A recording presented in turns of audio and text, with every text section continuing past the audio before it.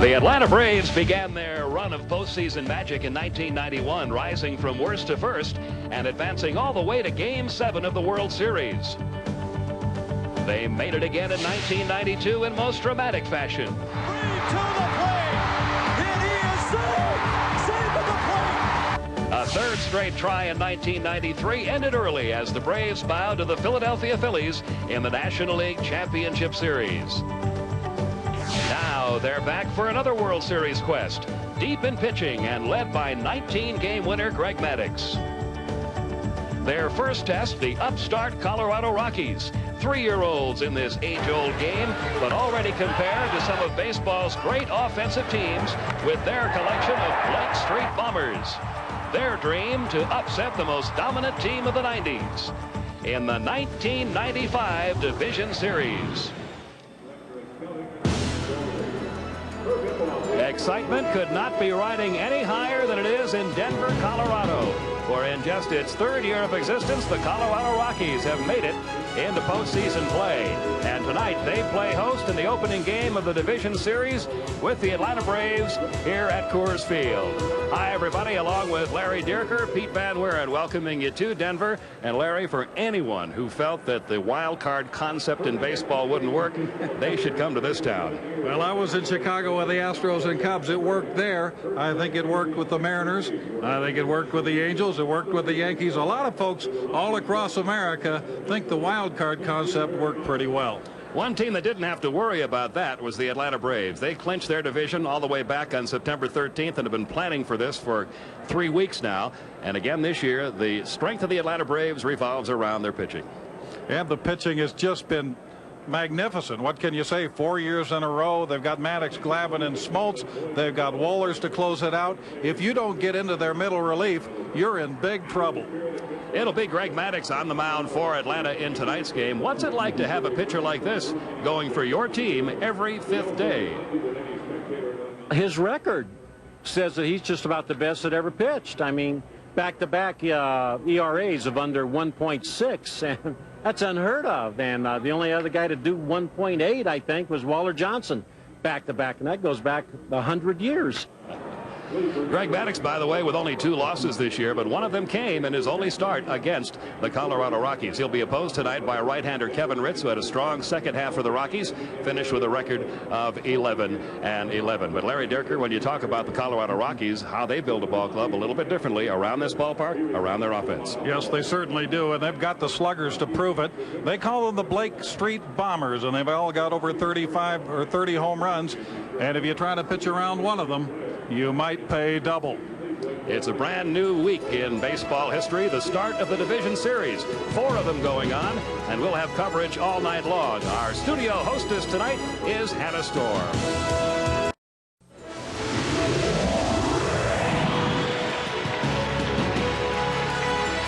Game 1 of the best-of-5 Division Series between the Atlanta Braves and the Colorado Rockies about to begin here at Coors Field in Denver, Colorado. And the owners of both clubs are here. Ted Turner, along with wife Jane Fonda, attending the very first playoff game of the season for the Atlanta Braves. And behind the other dugout, Jerry McMorris, the owner of the Colorado Rockies, who has gotten his team into postseason play in just his 3rd year. Alongside him, Peter Coors. And now let's take a look at tonight's Budweiser Atlanta Braves starting lineup. The Braves had a pretty standard batting order all season long. That doesn't change. Grissom, Lemke, Jones, McGriff, Justice, Klesko, O'Brien, Blauser, and Greg Maddux, and they face right-hander Kevin Ritz. And Ritz, a sinker slider specialist. He throws the hard stuff. That's the stuff that works best in this ballpark. First pitch of the night to Marquis Grissom in the dirt, ball 1. Kevin Ritz, a record of 11-11 during the regular season, and may have earned this start against the Atlanta Braves, Larry, with an outstanding relief appearance against the Braves their last trip into Colorado when he worked 4 perfect innings in relief. He's a big, strong guy. He throws hard, up over 90 miles an hour most of the time. At times, he's got a very good, hard slider. Marquis Grissom takes a strike to count 2-1. Marquis hit .258 during the regular season with 12 home runs. He drove in 42. He's the Braves' leading base stealer with 29 on a team that doesn't have much other speed outside of him. Count goes to 3-1.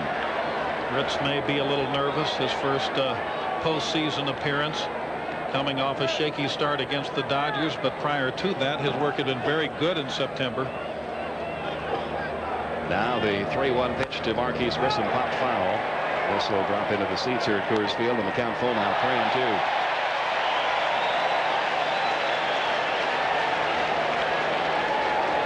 Beautiful night here in Denver. Our game time temperature is 60 degrees. It's grounded foul by Grissom, and still a full count, 3-2 on Marquis.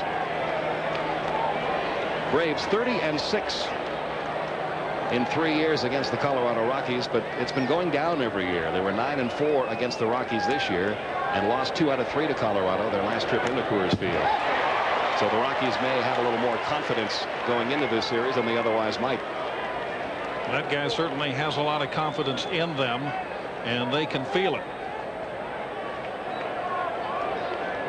Again, the 3-2 to Grissom. Again, it's fouled off, and we've got the classic confrontation, Larry, of a team, the Atlanta Braves, that clinched the division back on September 13th, had 3 weeks to kind of relax, get things ready for postseason, and a team that had to go down on the very final day, the Colorado Rockies, to get in. Up the middle, shortstop Walt Weiss, and the first in time. Weiss won't drop too many of them. He is a good shortstop, what they call a 2-out shortstop. The defense in general for the Rockies is better than a lot of people realize. They've got a little question mark at second with Eric Young. He's got a hamstring problem, and in left with Dante Bichette. He probably plays better in right field, but in right field, of course, they've got Larry Walker, and you're not going to move him from that spot. One away, Mark Lemke, the batter. He hit .253 with 5 homers, 38 RBIs, and his average rose a little over 30 points after he was moved from the number 8 spot on the batting order up to the number 2 spot on the batting order.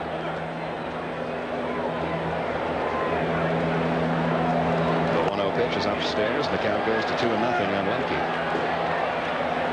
I think a pitcher will think about these first 2 batters as almost must-outs with the guys that come behind, especially a right-handed pitcher, having to go against Jones and McGriff and Justice and Klesko, for that matter, the next 4 guys. 3-0 the count. Here's the 3-0 pitch, and there's a strike in the inside corner. John McSherry calling the balls and strike. We work with 6 umpires in the division series, just as they do in the league championship series and the World Series. Here's the 3-1 on the way to Lemke, and it's lined into right field, and the Braves, Mr. October. This guy has a .340 postseason average in his career. He's aboard with the first hit of the night, a 1-out single into right field. And now Chipper Jones, the Braves rookie third baseman, who hit .265, 23 home runs. He drove in 86 runs. That was just one off the Atlanta record for a rookie. Earl Williams drove in 87 back in 1971. Did you say rookie? This guy doesn't look like a rookie to me. Now, he looks like a pretty polished player. He sure does. Kid in his first full major league season. Switch hitter, batting left-handed, and takes the first one low, ball 1.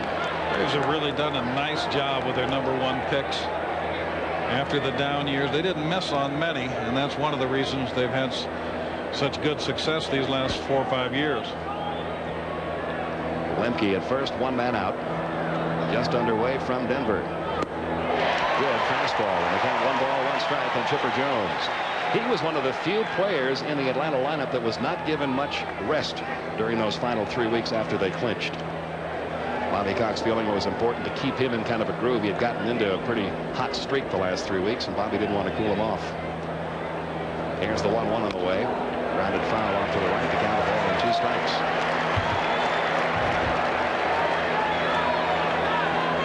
Interesting story as to why Chipper Jones has those pants hiked up high.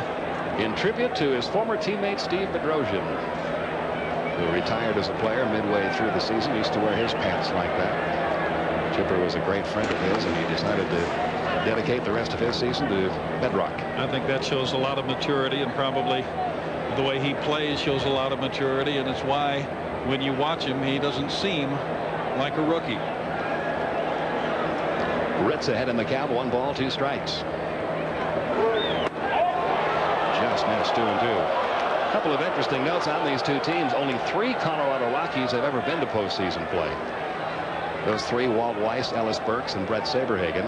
And surprisingly, there are 9 Braves on the 25-man roster that have never been to postseason play. Chipper Jones among them. Marquis Grissom, who hit earlier. his first trip to postseason. That's fouled away, 1-2. Charlie O'Brien's never been to a postseason game, nor has Mike Devereaux, nor the rest of the rookies. Mike Mordecai, Pedro Borbon, Brad Flantz. But you would think on a team that had been to postseason 3 times since 1991, almost everybody would have postseason experience. That's not necessarily the case with Atlanta. Here's the 2-2. Grounded down the first base side. Galarraga has the out down to second for the double play. The Cat starts the 3-6 double play. And the Braves fail to score in the top half of the first inning.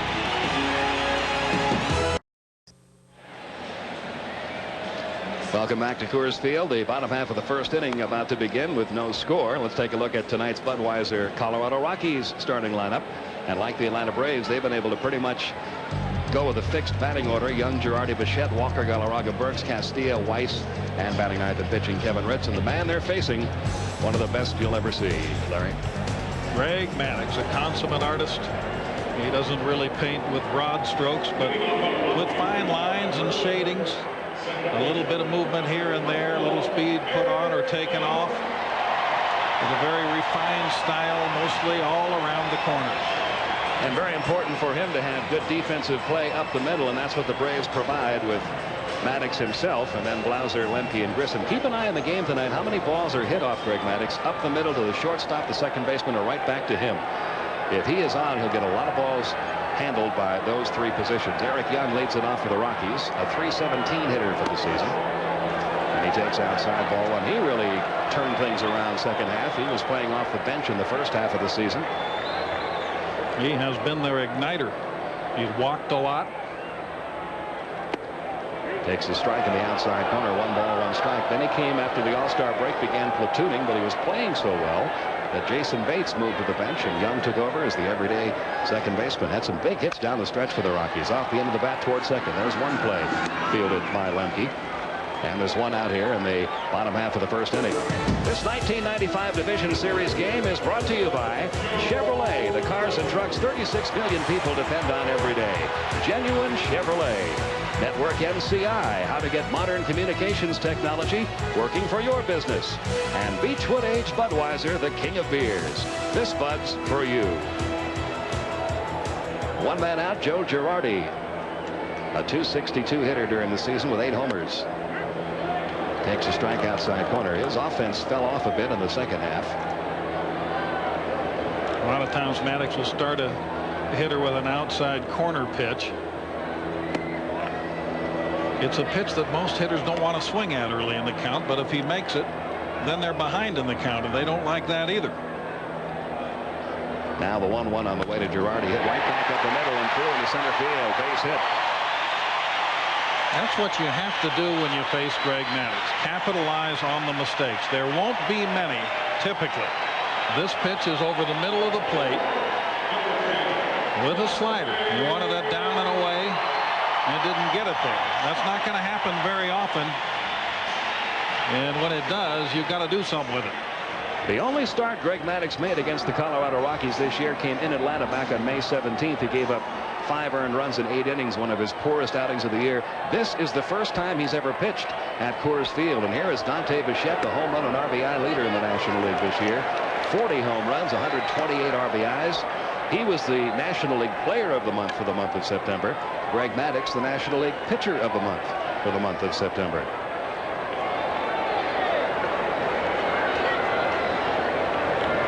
Here's the 1-0 pitch on the way, and it's popped up foul down the right side. And the count, 1 ball, 1 strike on Dante Bichette. You can argue either way on this. Except that when a player has a big year, you tend to give the nod to the guy that goes out there every day. I agree. I think the Cy Young Award for the pitchers is enough. I think an everyday player should win the most valuable player, and Bichette a strong contender for that this year. Another one fouled off to the right. They count 1 ball, 2 strikes. In this Colorado lineup tonight, all the power they have, Maddux has only allowed 1 home run. That came to Andres Galarraga. No one else in this Rockies lineup has ever homered in their careers off Maddux. And of course Galarraga's been up against him about 65 at bats, and so he had to work a little bit to get that 1 homer. Chase back to first is Girardi. But we will be checking as he goes along to see if the pitches of Greg Maddux move in the same way that they do at sea level. You don't feel they do in this ballpark quite as well? Well, for a lot of pitchers, they don't. Up and in on Bichette, 2 balls, 2 strikes. Well, that's not something he does very often, is it, Pete? Not too often. You see Bichette leaning out over, and he says, well, now lean back. Now that he's got him inside conscious, don't be surprised if he goes away with a changeup. Except I don't think he's got him that inside conscious. The good hitters look for you to go away again. A lot of times you come in again. That's what he did. Little roller down the first base side. Maddux will field. He's throw on to first in time. Maddux, as confident as he must be as a pitcher, Pete, could have just a trace of doubt. For his appearances in all-star games and in postseason have not been his best. You see the fielding play. He has been an excellent fielder, and he makes a good sure-handed play on this one. He did not make an error all season at his position. Now that would have been an out anyway, because Bichette stayed inside the line all the way down to first. So even if there would have been a problem in the fielding of that ball, the umpire could have called Bichette out. Now Larry Walker, who has meant so much to this Rockies lineup this year, ground ball out towards second again. Lemke handles this one on to first. And that's all for the Rockies. So each team gets a base runner in the first, but that's all. And after one, no score from Denver. We'll get you back to Braves and Rockies in just a moment. But first, this playoff update. Reds at Dodgers. Top of the first. Reds' best lefty hitter, Hal Morris, with runners on first and third and 2 outs. Lines a double to the gap off Ramon Martinez to score Sanders and Larkin, who had both singled. That put the Reds up 2-0. Next batter is Benito Santiago, who takes Martinez deep. It's a 2-run home run. The Reds now have a commanding 4-0 lead in the first. Back to Pete and Larry. Thank you, Hannah. That series could be a lot of offense or it could be a lot of pitching. It could go either way. Reds and the Dodgers are both capable of scoring a lot of runs, but they can also get great pitching. Yes, they are. But 4 runs in the first is certainly a good opening foray. Fred McGriff with a count of 2-1 leading off here in the top half of the second. 27 home runs, 93 RBIs for McGriff this year. Great season for most, but he would have liked 3 more home runs. That would have given him 30 for an 8th consecutive year. Of course, the schedule was a little shorter this year. Foul back, the count 2-2. And as you can see, Fred McGriff, had he been able to get 30 this year, would have moved up into some very exclusive company. Not that he's in not some pretty good company already. Players these days are aware of those things because we tend to highlight them. A lot of those guys on that list probably didn't even know it. Vinny Castilla, very strong throwing arm. Gets McGriff 1 down.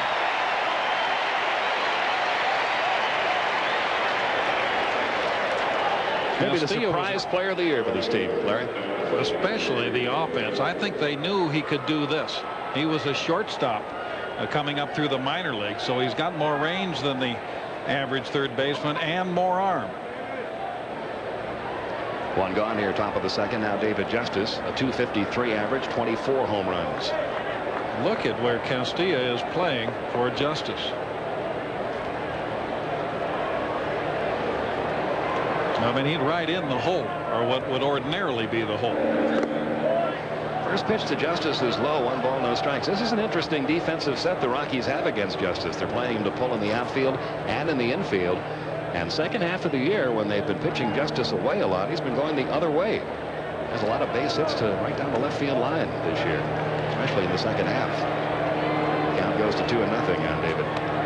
This has not been his best year offensively, but in the games I've watched him, he seems to be a better fielder, a better base runner, a more complete ball player.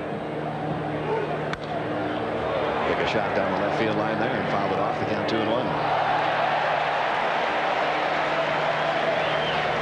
No score, top half of inning 2, and every manager involved in division series this year scared to death, Larry, of these best of 5 opening series, which makes the first game in a series such as this perhaps so much larger than a best of 7 series, because you just don't have much time to recover if you lose it. And I think the Rockies probably feel like they need to sweep because of the Braves' dominance over them the last couple of years, and the Braves are probably feeling that they could do all right if they can just get one win. Into center field, base hit for Justice. Second hit off of Kevin Ritz. There's an example of why it is tough to pitch here in the mile-high altitude. That ball was only about 10 feet off to the right of Young, and yet it got by him so quickly that he hardly had time to move. It's not just the fly balls that fly out of the park. The ground balls get on the infielders more quickly. They're harder to field, and when they're off to the side, they're harder to track down. Justice at first with one out for Ryan Klesko, a .310 average for the season, 23 home runs and 70 RBIs. Good fastball from Kevin Ritz, the count 0-1. He just tends to feel for the ball, doesn't he? Just sort of stroke the ball to left a lot. Just trying to swing hard in case you hit it, because if he hits it, it's going to travel. And he really lets it go. 0-1 the count on Klesko. One man out, a runner at first. Off Ritz. Let's see if he can run it down and throw him out. The throw goes to first over the head of Galarraga. Bounces off the camera housing down there. Runners will wind up being first and third. Now out at first is Ryan Klesko. Here's your first argument. He apparently did not peel off after crossing the bag, and he's tagged out while Justice moves around to third. I think it may have been that little dance step around the line that got him. It was almost an admission of guilt.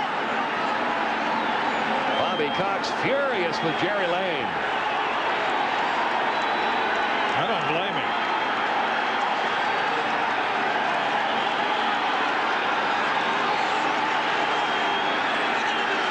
And fireworks here in the top half of the second inning in game one.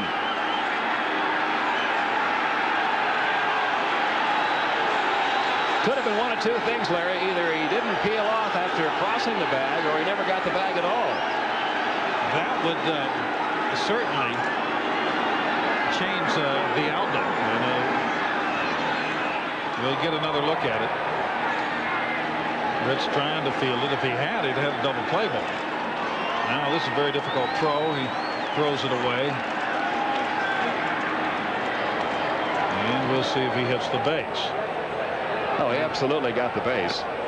Now let's see if he turns for second. He turned, but he never went across the line.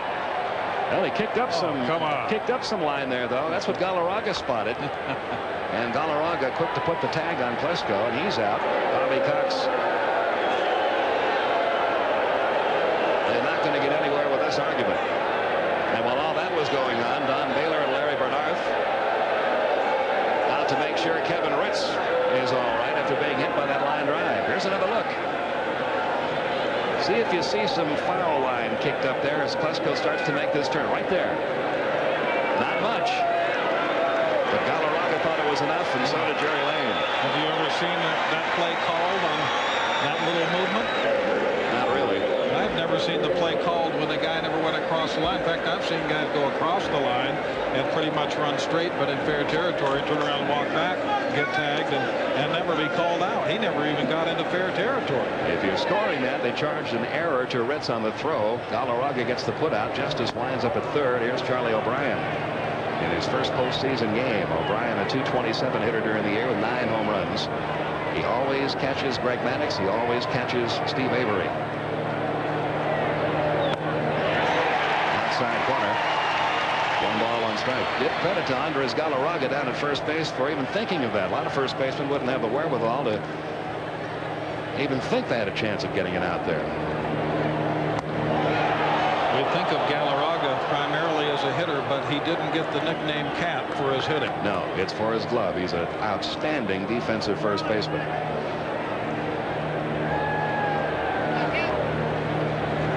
Here's the 2-1 pitch on the way. The breaking ball caught the outside corner. It's 2-2. Kevin Ritz coming into his own at age 30. He had been in the Detroit Tigers organization, had to have reconstructive surgery on his elbow in 1993. And this year really came into his own with the Rockies. Here's the 2-2 pitch. It's fouled back into the crowd. Still 2 balls, 2 strikes.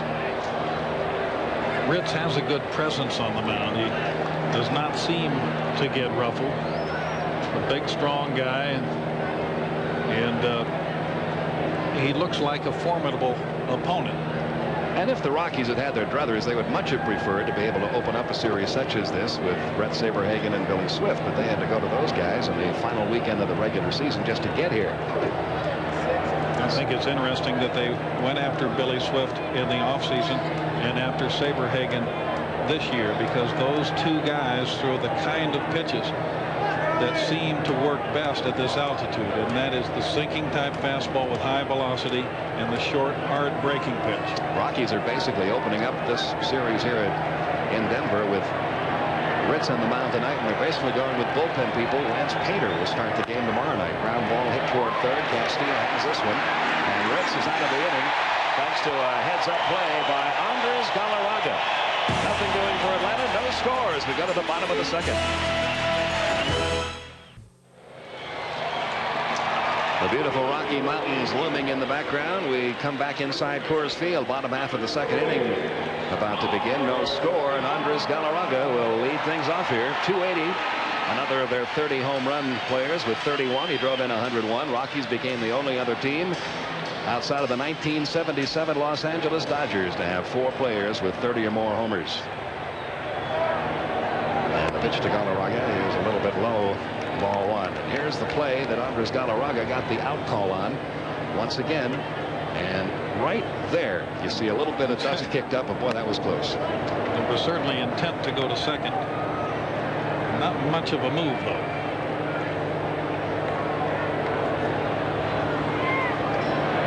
One ball, one strike, the count. Maddox with the 1-1 on the ground, sharply toward short, knocked down by Blauser. Over the first, he's still got it.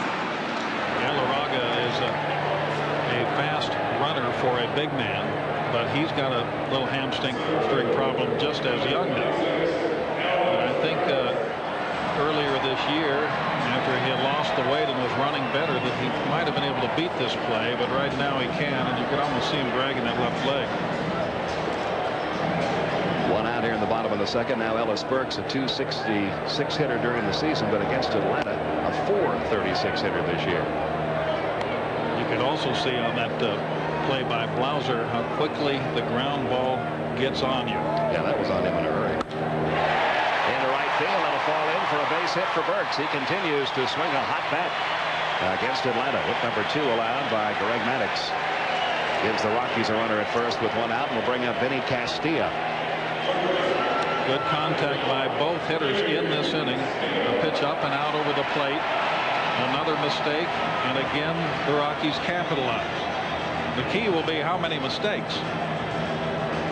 Generally that number is probably a single digit. Vinny Castilla had a fine year. He had .309, 32 home runs. That was the big surprise out of Castilla. 90 RBIs. You know you've got some thunder in your lineup when your number 7 hitter put together a year like he has. Nothing in 1 to count. About 3/4 of the damage he did this year was done here. Did not have a particularly big year on the road. And has never had any success against Greg Maddux. He's 0 for 8 against Maddux in his career. He came to the Rockies from the Braves organization. He was one of the original expansion draft players, one of 3 taken from the Atlanta Braves. Armando Reynoso, another one that's still on this roster. Maybe a double play ball. Wenke to Blauser on the McGriff. And the 4-6-3 double play takes care of the Rockies here in the bottom of the second. We go to the third. Still no score.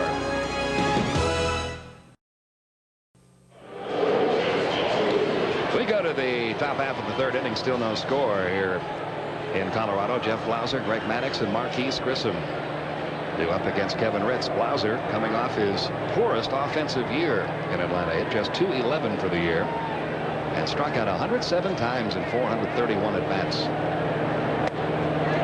That's the pitch that's been giving Jeff Blauser the problems. Yeah, the scouts have been working overtime this last month.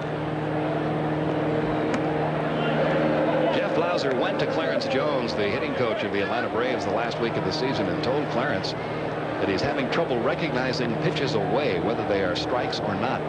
The last 3 days of the regular season, he took extra batting practice every day and they did nothing but throw pitches outside part of the plate or outside the plate and tell him whether he was looking at a strike or a ball. Here's the 1-2 on the way to Blauser. A little low, 2-2. Those scouts probably didn't have to see that workout to know that he was having problems out there. I know your ball club had to see a lot of scouts in September. On the ground toward second, Eric Young fields. On the first in time, Blauser retired, and Kevin Ritz gets the first out. Here in the top of the third, Reds with that big 4-run first, off to a big start. No score yet in New York. And rain holding up proceedings in Cleveland. Now the pitcher, Greg Maddux, a 153 average during the season.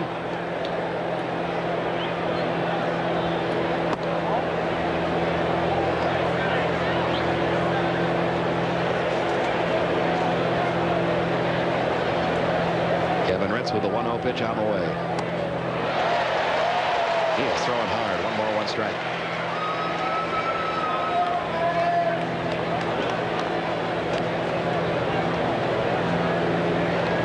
Trying to keep the ball on the ground here, and so far in this game they have been successful. Every out recorded has been on the ground ball. Count goes Like to 2-1. a pretty good pitch, and he didn't get the call. You say, hey, he's the pitcher. Now the 2-1 delivery to Maddux. Back to Kevin Ritz, and quickly 2 are down here in the top of the third.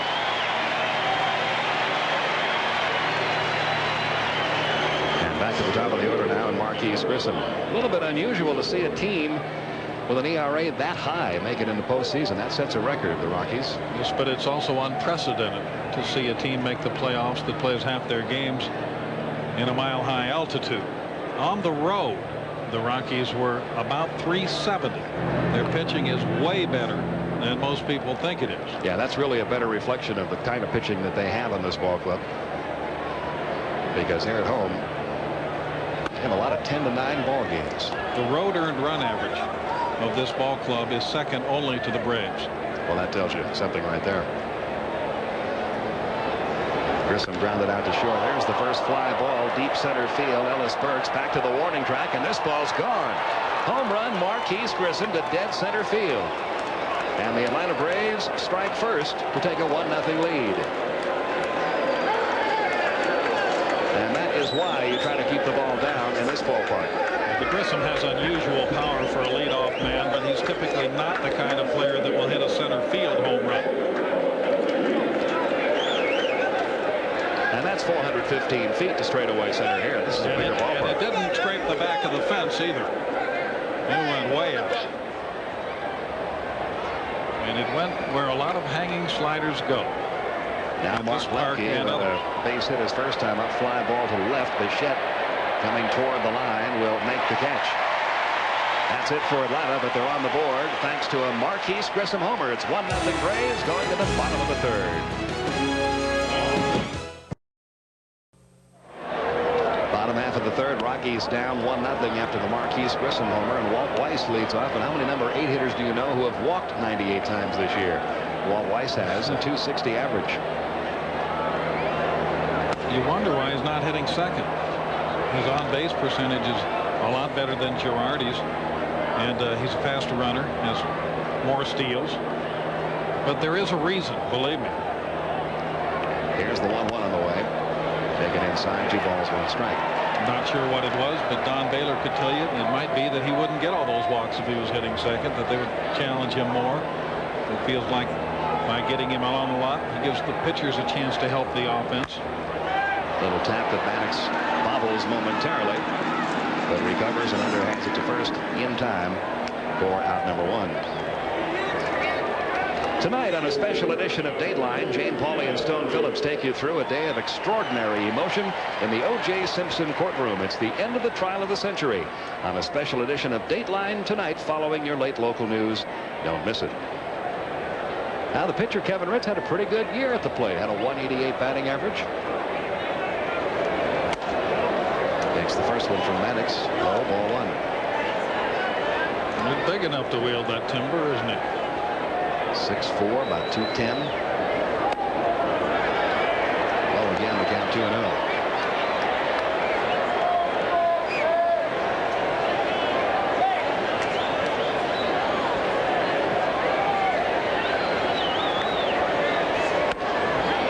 Inside corner, the count 2-1. Greg Maddux says he doesn't pitch any differently, or he does not plan, at least going into tonight's game, to pitch any differently here than he does anywhere else. And he credits his early experiences at Wrigley Field for that. Pitching that ballpark with the wind blowing out some days, it could be just like pitching here. Pitching coach Leo Mazzoni. What a job he's done.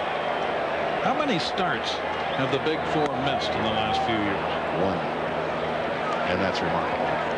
That is absolutely remarkable. Would have been a few more had we played a full season last year, because John Smoltz went down with elbow surgery. Lemke charging and on to first just in time to get Ritz 2 men down. And back to the top of the order, and Eric Young. Young grounded out to second, his first time up. Still no score in New York, the Mariners and the Yankees, and they're underway now in Cleveland. The rain has stopped.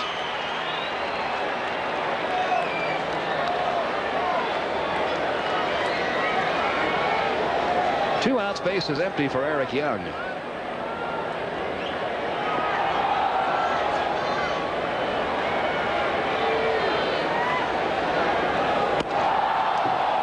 One ball, no strikes.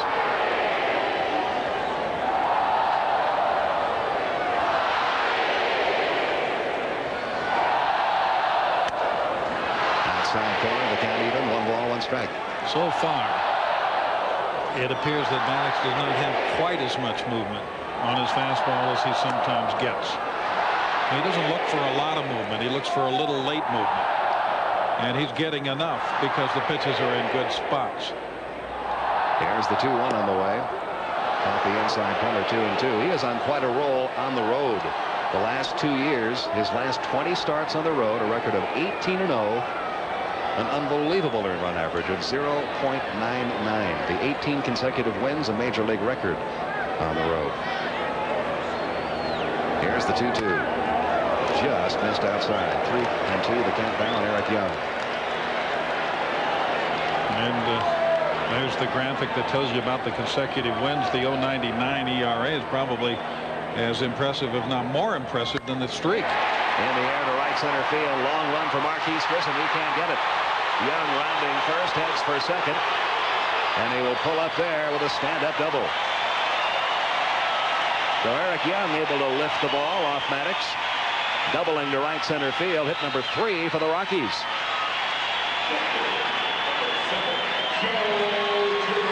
Each hit has been a hanging breaking ball, Pete. Throwing about 4 balls over the middle of the plate so far.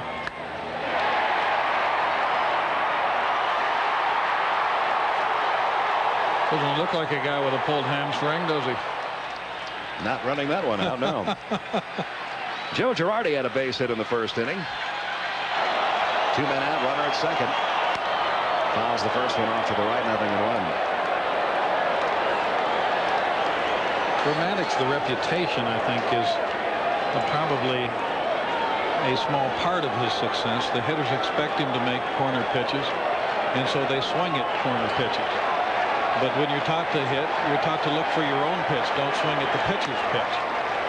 But with him, they don't think they're ever going to get their pitch, so they go ahead and swing at his. And you're also generally taught against most pitchers to look for certain pitches in certain spots. And that's something you never get from Maddux. He's very unpredictable. He's liable to throw any pitch at any time in the count. Coming in with this one? No, away. At the knees for a strike. The count 1-2 on Girardi. One thing Charlie O'Brien doesn't have to worry about too much is setting up on one corner and then having to make a mad stab for the other corner. Now he can frame pitches and get a lot of called strikes that way.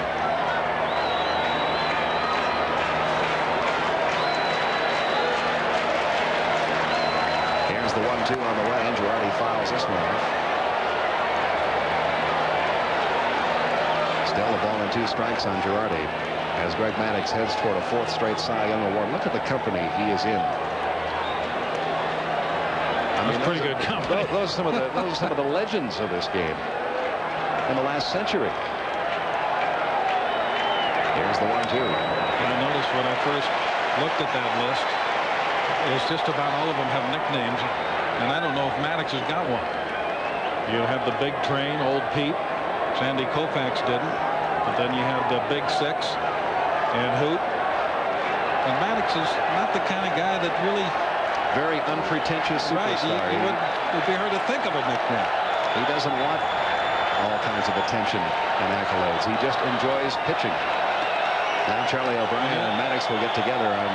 He is a very charismatic figure, but not because of his personality, because of his success, and also because he does it without throwing 95 miles an hour. So it's almost as if he has a mystical control of the batter, a Zen archery type of thing. The only thing even resembling a nickname that I've heard in regards to Greg Maddux about the last month or so, several places that the Braves traveled, he was referred to as the professor of pitching. Maybe that'll stick. It's full now, 3-2 on Girardi. 2 men out. Eric Young down at second. Rockies need a 2-out hit here to tie this ball game up. If Girardi reaches, the RBI king of the National League, Dante Bichette, waits on deck.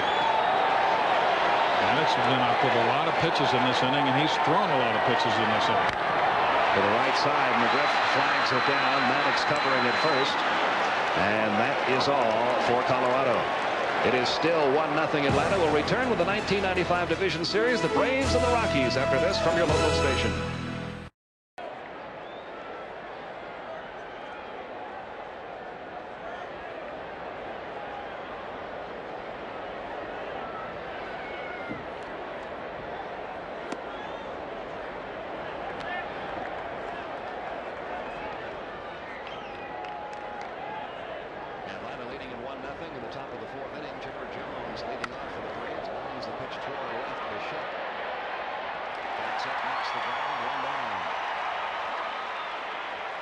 This 1995 Division Series game is brought to you by Buick and your local dealers, the new symbol for quality in America.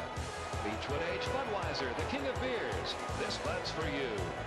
And the makers of Advil.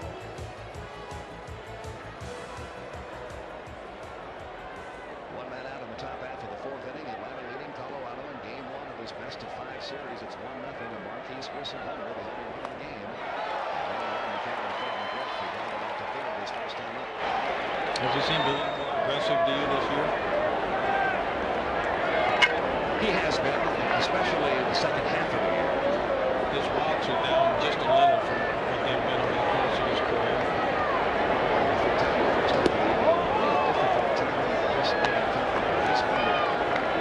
Believes that his job is to drive the ball, hit home runs, drive the runs, and really enforce some of the techniques of that swing.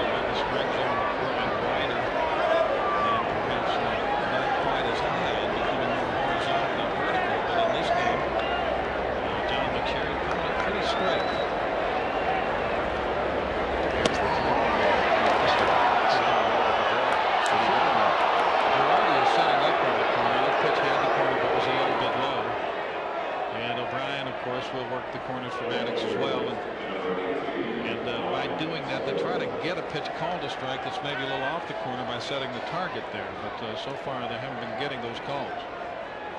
That is the first walk of the game issued by either pitcher. And it brings up Ryan Klesko. They changed the scoring on that ball that Klesko hit. They gave him an infield hit and then charged the error to the pitcher, Kevin Ritz, allowing Justice to get over to third. So Klesko is 1 for 1 on the night. First and second, 1 out. And the pitch is up and down on him. Klesko apparently making a move towards second base. At least that was going to walk it, and Jerry Lane thought so. So now they're giving credit for the putout.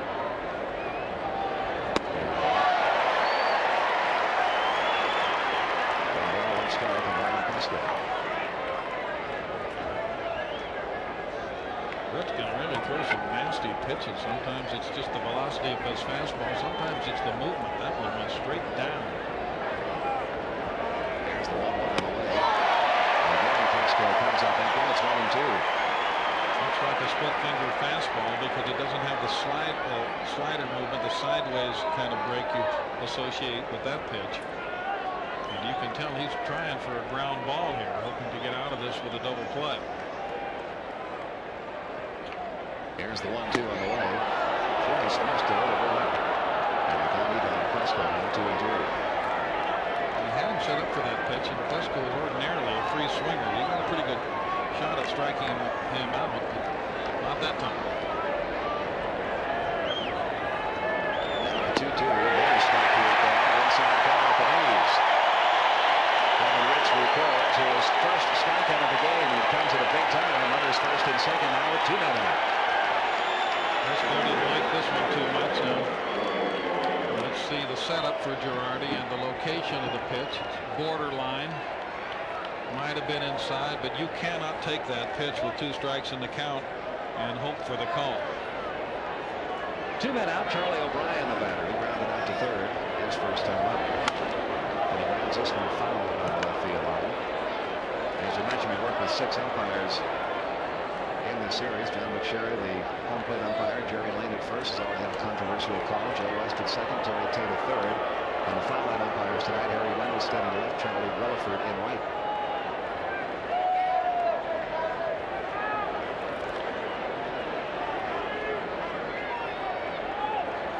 Strike pitch to O'Brien is over below. The walk to Justice in this inning is the only walk so far. That speaks well for these pitchers. Your tendency in this part might be to be a little defensive, but if you walk batters, you'll only make it worse here. Here's the 1-1. Kevin Ritz had a very interesting role with the Rockies team in the latter part of August, early part of September. They were trying to get Billy Swift and Brett Saberhagen back into the rotation. They were coming off injuries, and basically Don Baylor went to almost a 7-man rotation. And on certain nights when Billy Swift could only go no longer than 5 innings, Brett Saberhagen maybe the same thing. Kevin Ritz was his one-man closer. Picked up a couple of saves that way, going 4 innings. one of those games against the Braves. And the 4 innings he worked against the Braves were 4 perfect innings, 12 up and 12 down.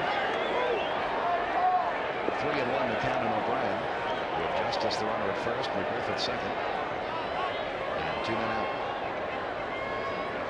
That fastball down. It's full out, 1-2. He just challenged him there.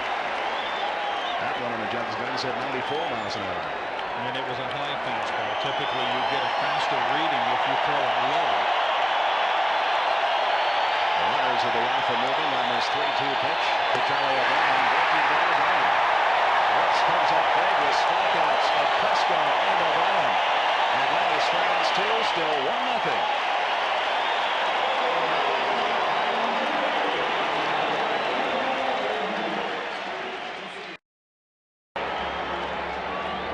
Braves, bottom half of the 4th inning. Dante Bichette leads it off against Greg Maddux. Here's his comment on Greg. Throws everything for strikes. I mean, he paints corners with everything he's got, and he's very competitive. Great movement on his pitches. No doubt he's one of the best of all time. And on his first pitch to Dante Bichette here, he gets him a ground ball to short. As he throws off Bichette, one going ball to the 4th.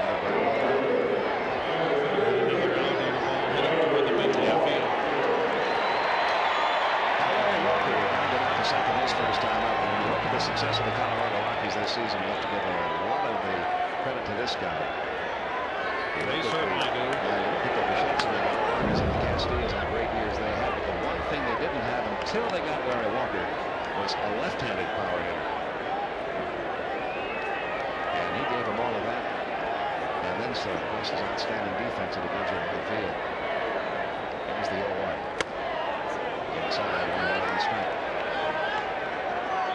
And there's a look at that record that the Rockies tied the 77 Dodgers with Bobby Smith, Say, and Baker. The only other team in the history of the game with 4. There may be a year here in Colorado sometime where they will break that record and have 5. That would all be surprising. 1-2. Just off the inside corner, 2-2. Walker also telling his teammates that he had an added incentive to get to postseason play this year because he would have gotten there last year had there been a postseason with the Montreal Expos. What a year they were in. They were 6 games up in Atlanta when the season came to its abrupt end. Maddox is not quite getting the movement he's used to on that pitch. He gets that pitch called a strike so often. He throws it inside to a left-hander and it comes back to the corner. He's 3-2 on the ball grounded foul on the right side. Still a 4 count, 3-2 on Larry Walker. The Rockies are getting some good swings at him, and I would not be surprised at all if they would break through.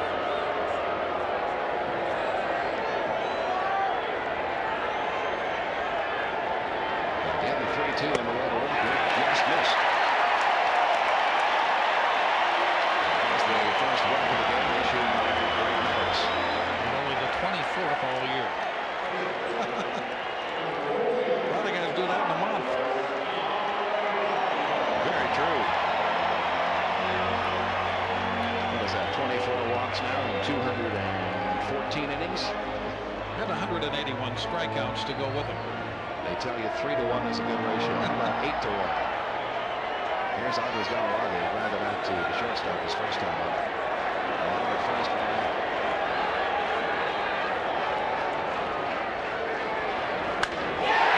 Deep right center field. Marquis Grissom is not going to get this one. Off the top of the wall. And a whole Roy Walker at third. And a long single as Andres Galarraga gets out of that. But he had really hurt it. He is not a slow runner when he's healthy. Another pitch that was up a little bit. He's just not quite getting the movement he's accustomed to.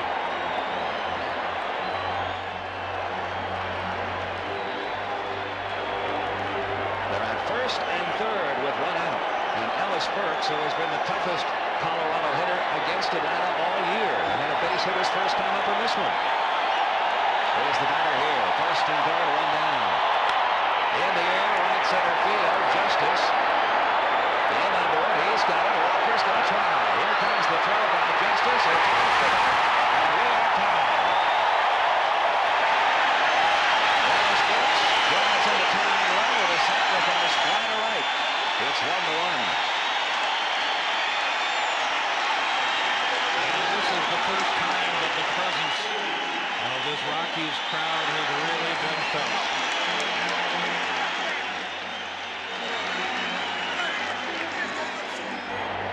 This ball was not hit that deep, Larry. No, and at normal altitude there may have been a play on Walker, but Walker runs really well. And the throw was a little bit off. Now Benny Castilla hit into a 4-6-3 double play his first time up. Galarraga at first with 2 men out, and the game tied 1-1.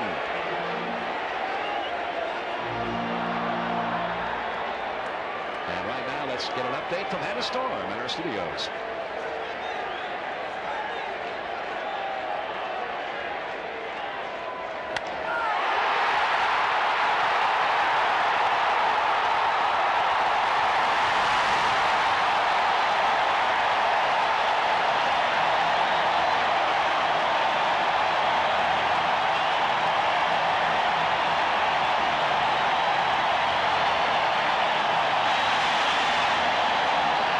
Check out the noise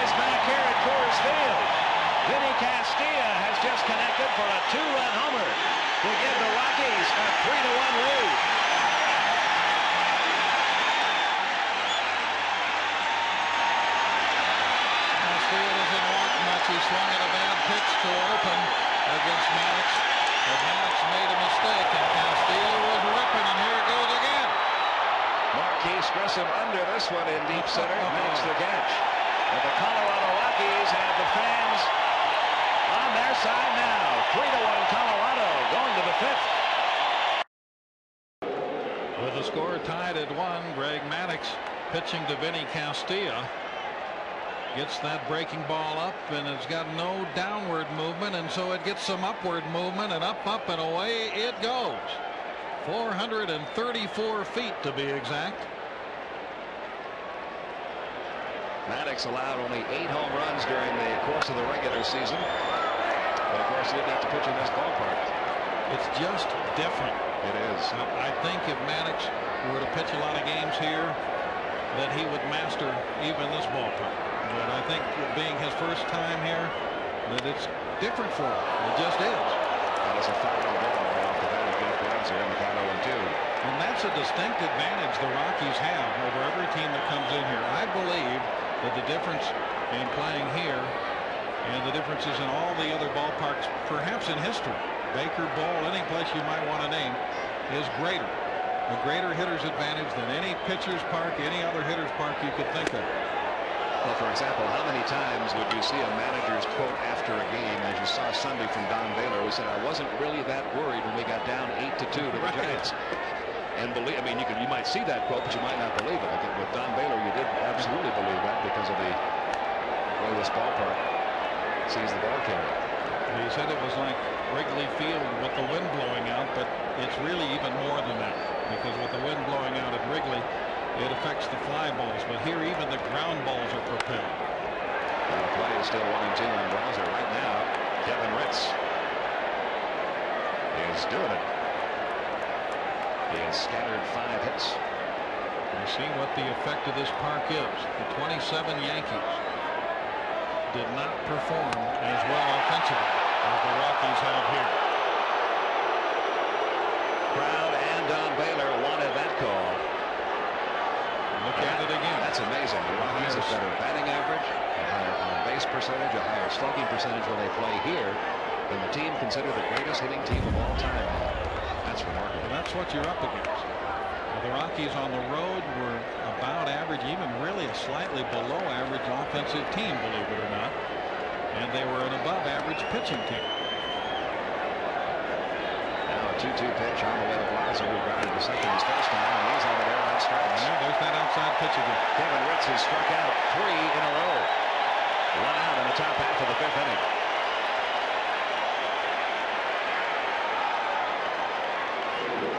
This Thursday is a travel day in the division series, so check out the most watched night on television. Must-see TV NBC Thursday. All new episodes of Friends, The Single Guy, Seinfeld, Caroline in the City, and the biggest drama hit on television, ER. They don't call it must-see TV for nothing. You can catch all the new episodes NBC Thursday. Greg Maddox takes a strike, and you can see the confidence building in Kevin Ritz. He's got a couple of runs to work with now.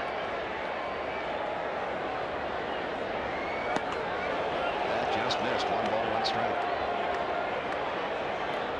And of course, Kevin Ritz has pitched here a lot this year. He's got an idea what his pitches will do here. Here's the 1-1. Off of the plate by Maddox. 1-2. Maddox thrown out, pitcher to first, his first time up.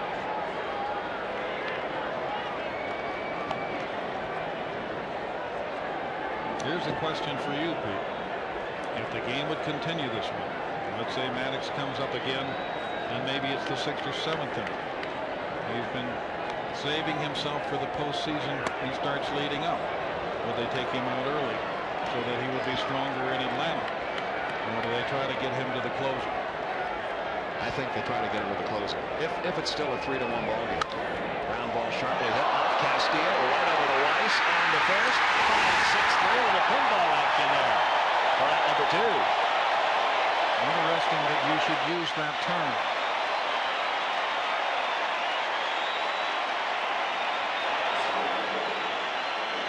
Now the Rockies get a little luck, and the crowd noise grows even more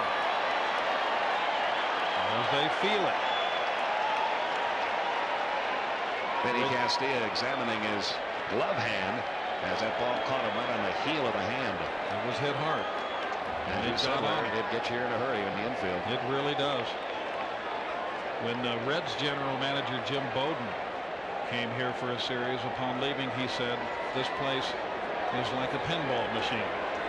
He did. And I don't know if he heard that said before, but when the first commissioner of baseball, Judge Kennesaw Mountain Landis, went to Ebbets Field with the offense and the noise and everything in the surrounding atmosphere, he said this place is like a doggone pinball machine.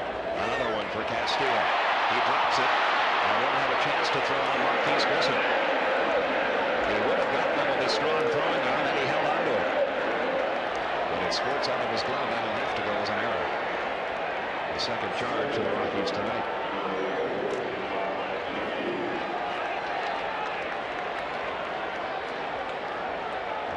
It wasn't the injury to the glove hand that caused him to make this error. It was the transfer.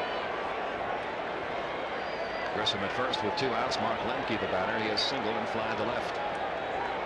We're in the top half of the 5th inning. Colorado on top 3-1. Have to keep an eye on Castillo when he goes back into the dugout, because just looking into his facial expression, there seems to be perhaps a little pain there.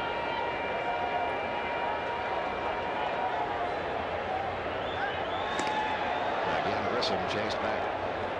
Marquis finished the year with 29 stolen bases, most of them coming in the second half of the year. He was bothered by a heel injury the first half of the season.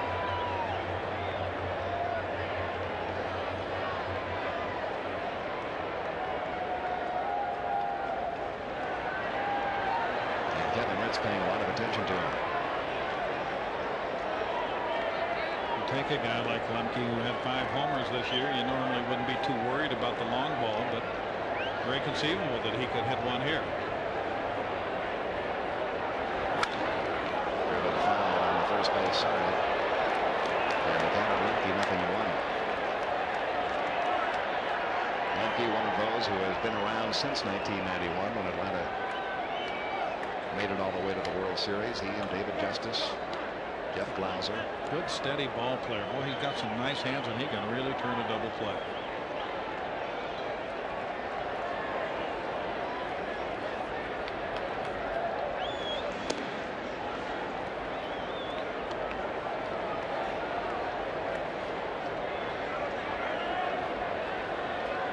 I think the biggest week for the Colorado Rockies was the week that they swept the Cincinnati Reds, then took 2 out of 3 from Atlanta, and realized, hey, we can play with anybody, especially in this ballpark. I think that really inspired them down the stretch. A real coming of age. Of course, it came late in the year when the Braves pretty well knew they were going to win it. In fact, they did in the last game of the series here, and the Reds pretty well knew the same thing when they were swept. Monkey went around, says John McSherry. The count 0-2.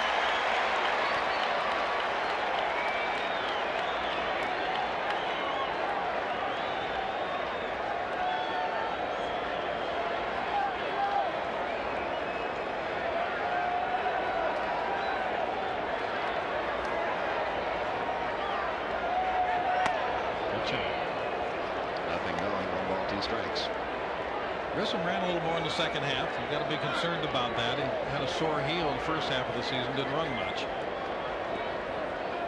And really the only speed on the Atlanta ball club. The Braves as a team stole only 73 bases all year. Grissom had 29 of them.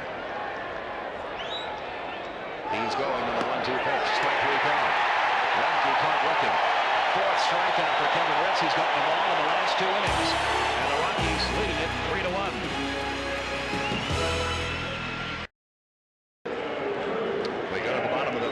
Leading at 3-1 tomorrow night at 8 Eastern, 5 Pacific. Postseason baseball continues with Game 2 of the division series. We'll be back here in Denver as the Rockies host the Braves.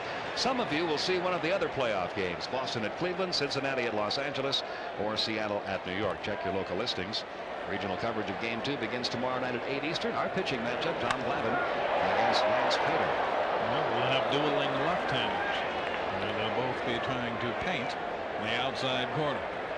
Interesting choice by Don Baylor. He's going to go to what he calls Johnny Holstaff tomorrow night. He's got 12 pitchers he's carrying on this 25-man playoff roster. 1 ball, 1 strike on Kevin Ritz, leading off the bottom half of the 5th inning. Time for another division series update. Here's Hannah.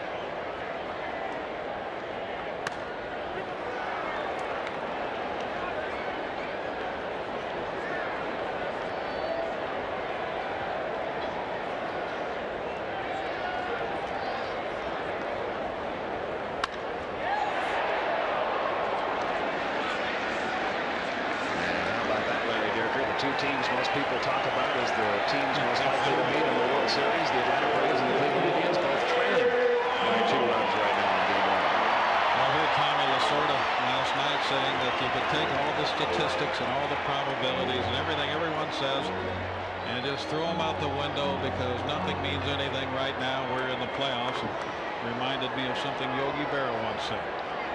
In baseball, you don't know nothing. Base hit for Eric Young. His second hit of the game off of Maddox. He doubled his last time up. And after the ground out to first by Kevin Ritz, the Rockies have a runner at first with 1 out.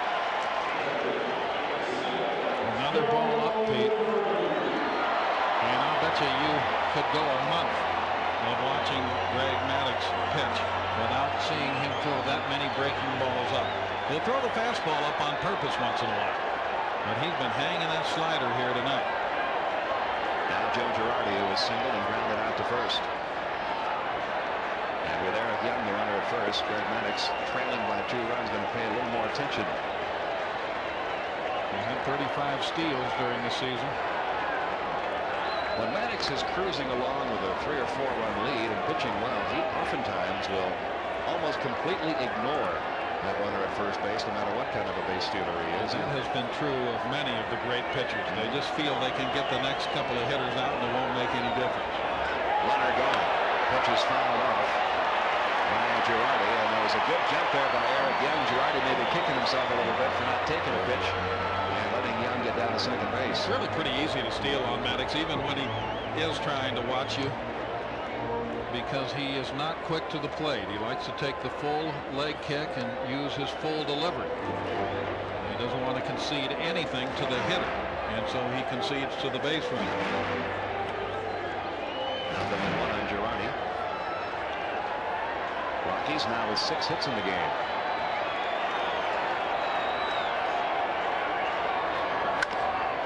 Up toward short. Budweiser flips to Lemke in time there. On to first, in time there. Nicely done by Budweiser and Lemke, and that's all for the Rockies in the 5th. Still 3-1 Colorado.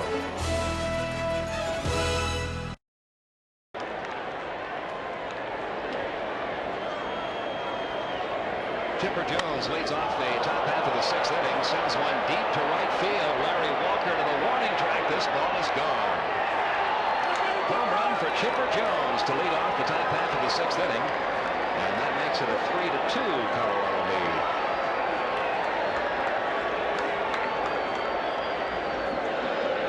He jumped on the first pitch from Kevin Ritz. And Chipper Jones, the rookie who had 23 homers during the regular season, brings Atlanta back to within 1. There's another hanging slider, much like the one Marquis Grissom hit. The Rays have hit only 2 balls into the air, and both have come down in the stands. And now Fred McGriff is grounded out to third and second.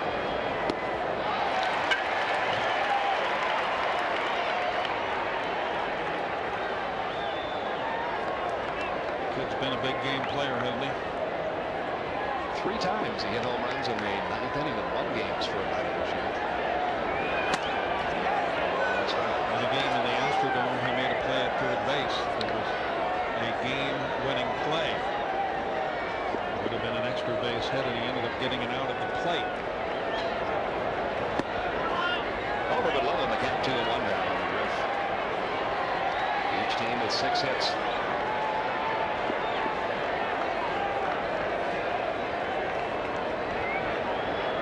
Now the 2-1 delivery in the air down the left field line. Long run for Dante Bichette toward that wall on the warning track. He makes the play.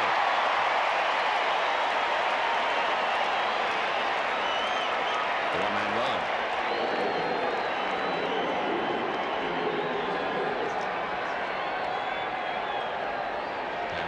David Justice, who has singled and walked.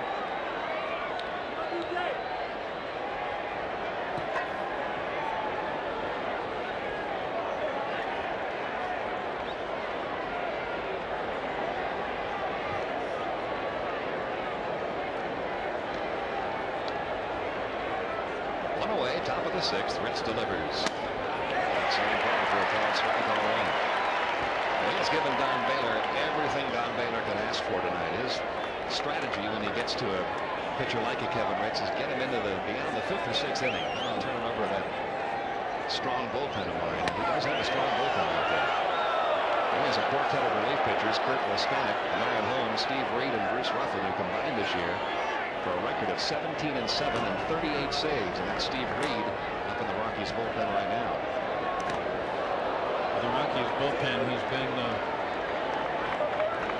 such a big part of their team, but has also been overused to a certain extent through September as they've battled to either beat the Dodgers or get the wild card. And Larry Bernard, the pitching coach, and Don Baylor have had to call on those guys a little bit more than they would have liked. Here's the 2-1. I think it was especially important tonight for Don Baylor and Larry Bernard to have a good outing from Kevin Ritz, because if they'd had to go to their bullpen tonight in the 3rd or 4th inning, they've already said that tomorrow night's plan is to get maybe 5 good innings out of Lance Painter, who normally pitches out of the bullpen, and then turn it over to the rest. He might have a pretty weary pitching staff going into game 3. The format of the playoffs with the off day in between favors the Rockies because their pitching staff is known as deep and starting pitchers. Justice may have chased ball 4 there. The count now 3-2. 1 man out. Rockies leading at 3-2. Just missed inside. Second walk of the night issued by Ritz. Both times it's been Justice, and the batter will be Ryan Klesko. When an infield hit in the 2nd inning was called out on strikes in the 4th.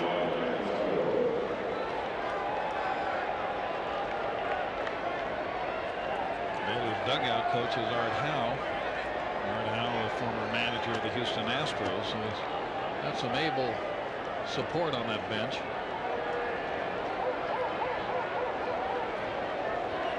Here's Klesko. 1 man out, a runner at first. Atlanta trailing by 1 run. The middle and into center field. Base hit for Ryan Klesko. Justice takes the turn at second. Now will go on to third as Ellis Burks overruns the ball in center field.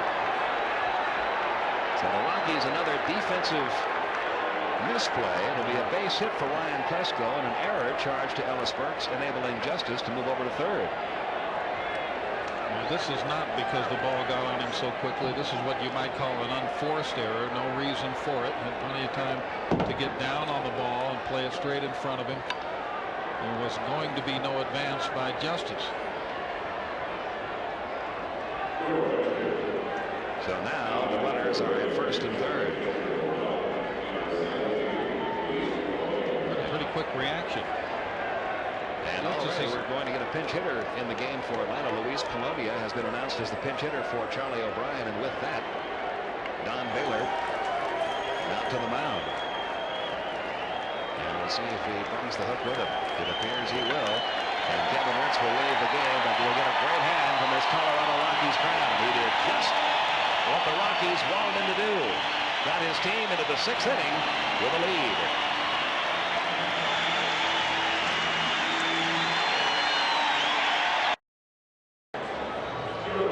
Still lead at 3-2. Kevin Ritz 5 in the 3rd innings, allowed 6 hits. The runners at first and third belong to him. He walked 2. He struck out 4. A good outing for Kevin Ritz. He looks mildly disappointed, but when you go against this Braves team with all their power, and you go that deep in this park, and there's still only 2 runs on the board, you've done a fine job. The new pitcher is Steve Reed, who pitched 71 times for the Rockies during the regular season and had a record of 5-2. Picked up 3 saves, ERA 2.14. But this is the role he really excelled in, Larry. Down the stretch for the Rockies. And he saved some games, but normally he's in a setup role, and he really improved in facing left-handed batters this year. That has been the main reason for his improvement, and he's facing a left-hander now. A reminder, on Sunday, NBC Sports presents another exciting NFL doubleheader starting at 12:30 Eastern with the NFL on NBC. Future Hall of Fame quarterback Joe Montana and Super Bowl champion coach Mike Ditka join hosts Greg Gumbel and Ahmad Rashad as they preview Week 6 action. Headlining the NBC schedule, the amazing Marshall Faulk and the Colts battle Dan Marino and the NFL's only undefeated team, the Miami Dolphins. Also, the Browns battle Detroit, or Seattle faces Oakland, or other regional action. Check your local listings for the games in your area. Beautiful night in Denver at one of the most picturesque ballparks in the world, Coors Field. Sold out tonight, as they normally are, regular season or postseason. And now it'll be Steve Reed facing Luis Polonia. Polonia, a .264 hitter, after the Braves acquired him from the Yankees in an effort to strengthen their bench. Late deals in August for Polonia and Mike Devereaux. He's got a lot of speed. He's kind of a slasher as a hitter. He's liable to hit the ball in any direction. He bats with runners at first and third. One man out. And the Rockies leading it by 1. On ball, no strikes.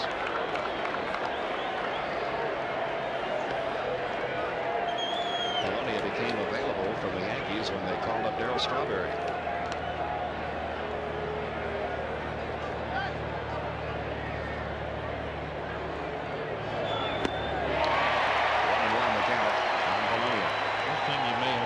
There's been a couple of attempted steals in this game. There's been one hit and run play, and that's it.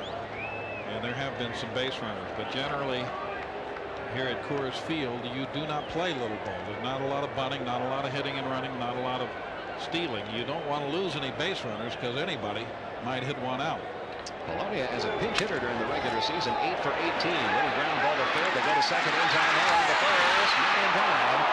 And David Justice trots home with the third run of the game for Atlanta, and we are all tied 3-3. That's the reason for Polonia.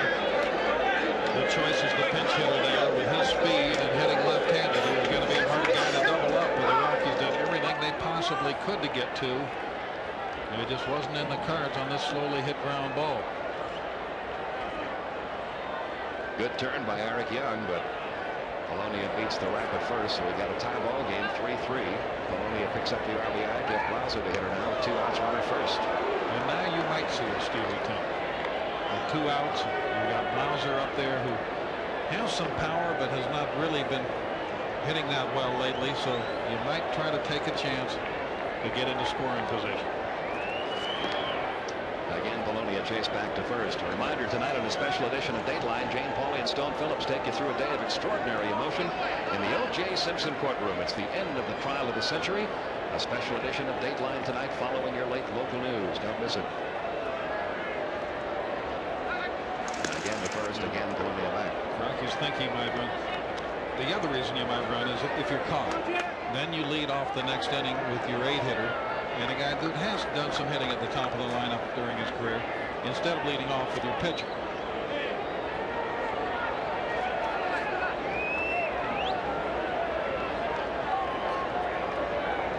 Two men gone, runner first, 3-3 game, top of the 6th. Nothing wrong with Cameron Brazel. There's that pitch again. He just isn't seeing the outside pitch that well, and quite frankly, he's pulling off of it too. Taking it as he has been for much of the season for strikes. 0-1 the count. Again the first. And again Polonia back. During the early part of this season when Jeff Bagwell was in a tremendous slump, he was pulling off everything. And he knew it, but he couldn't feel it.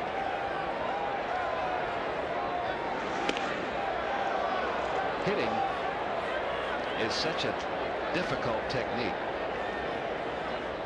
that you're right, a hitter can know what the problem is and just can't make the adjustment sometimes. Pitching can be the same way, right? With your delivery. You may be getting out in front and getting under your pitches, and you know it, but you don't feel it. There goes Polonia. The pitch is outside. The throw is into center field. Polonia heads for third. That is the 4th error of the game made by the Colorado Rockies. Stolen base for Polonia. The error will be on Girardi's throw. And Polonia winds up at 3rd with 2 outs and a count of 1-1 now on Blauser. Turned out to be just an excellent choice as a pinch hitter in that particular situation. His speed avoided a double play. His speed has gotten a couple of extra bases. He's got an RBI and he's only 90 feet away from getting a run scored. 1 ball, 1 strike on Blauser. A little low in the count, 2-1. There is no activity in the Braves bullpen.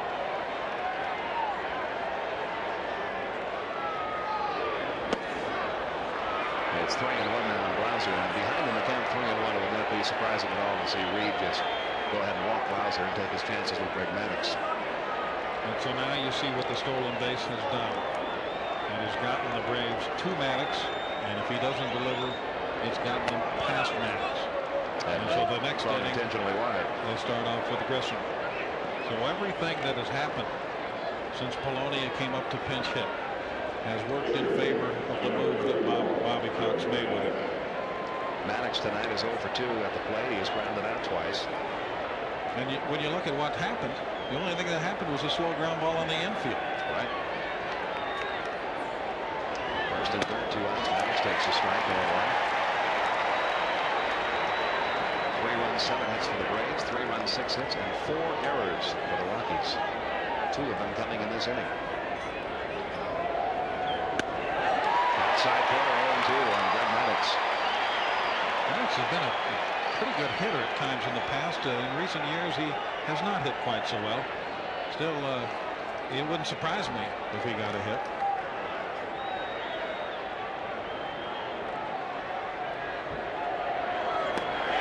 He is down on 3 pitches. But the Braves tie it up with 2 in the top of the 6th. We go to the bottom half, tied 3-3. Tied 3-3 going to the bottom half of the 6th inning. Now it's time for tonight's Lexus Diamond Dust Baseball Fact. Whitey Ford started the opening game of 8 postseason series, an all-time record. Here's tonight's quiz. Who started and won the first game of 5 series? We'll have the answer for you in the next half inning. Greg Maddux on the mound. I heard one scout call Greg Maddux a right-handed Whitey Ford. Deep to right field by Dante Bichette into that corner. David Justice on the run. It twists into foul territory, and the count 0-1. Well, that's a pretty high compliment. Whitey Ford had one of the greatest winning percentages of all time, maybe the best. He's a difficult guy to handicap because he doesn't have that one extremely great pitch, that overpowering fastball or that great curveball. He has great command, so you hear Catfish Hunter's name brought up when they talk about Maddux. But a right-handed Whitey Ford, I thought, was a pretty good comparison. Pretty good description. You just don't see many right-handed pitchers who have been great pitchers who don't have an overpowering pitch. Maddux has a new battery mate, Javi Lopez. Taking over for Charlie O'Brien. Bichette up the middle into center field. Base hit. To lead off the bottom half of the 6th inning. That is the 7th Colorado hit. This 1995 Division Series game is brought to you by Lexus Luxury Automobiles, the result of a relentless pursuit of perfection. The most prescribed medication of its kind is now for heartburn, Tagamet HB. And Burger King, where you can get your burger's worth. Nobody out, a runner at first in a 3-3 game, bottom of the 6th. Larry Walker has grounded out to second and walked. That's really the first pitch the Rockies have hit that was in a good spot, down and away. Right to Lemke. Over to Blauser, in time 1, over to first, in time 2. Second inning in a row. Does it seem to you, watching Maddux all year, that he can almost will the ball to be hit to a fielder? It almost seems that way, doesn't it? He's had 3 double play balls tonight, for example, and they've all been 4-6-3s or 6-4-3s.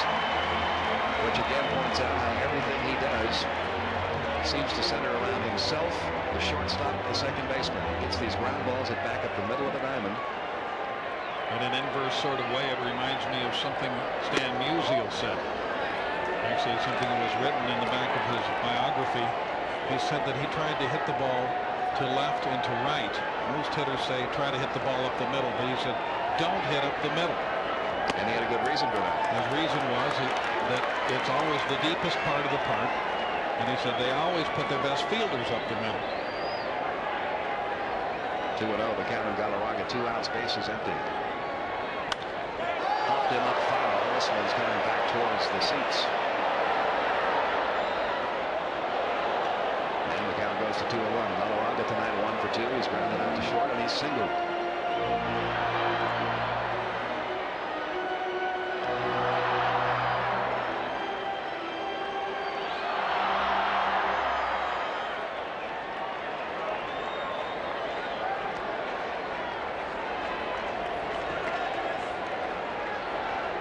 Trying to work his way through the heart of the Rockies order here in the bottom half of the 6th inning. Beautiful pitch. 2 balls, 2 strikes. It's been unusual for Greg Maddux to be this deep into a ball game. He's into the 6th inning with 2 outs and he's yet to record a strikeout.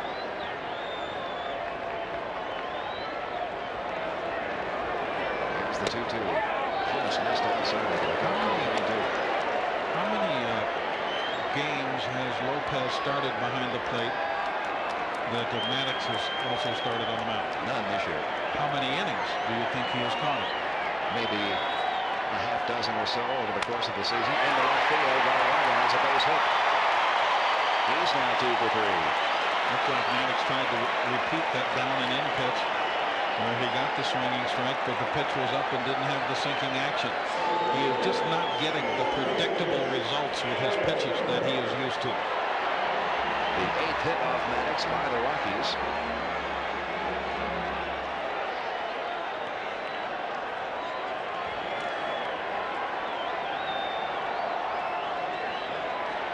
Still running a little bit gingerly with that hamstring problem. Here's Ellis Burks, who is single and driven in the end of the sac fly. Another ground ball to second. Yankee and the first. And Maddux is out of the inning. Still 3-3 will return with the 1995 Division Series. The Braves and the Rockies after this from your local station.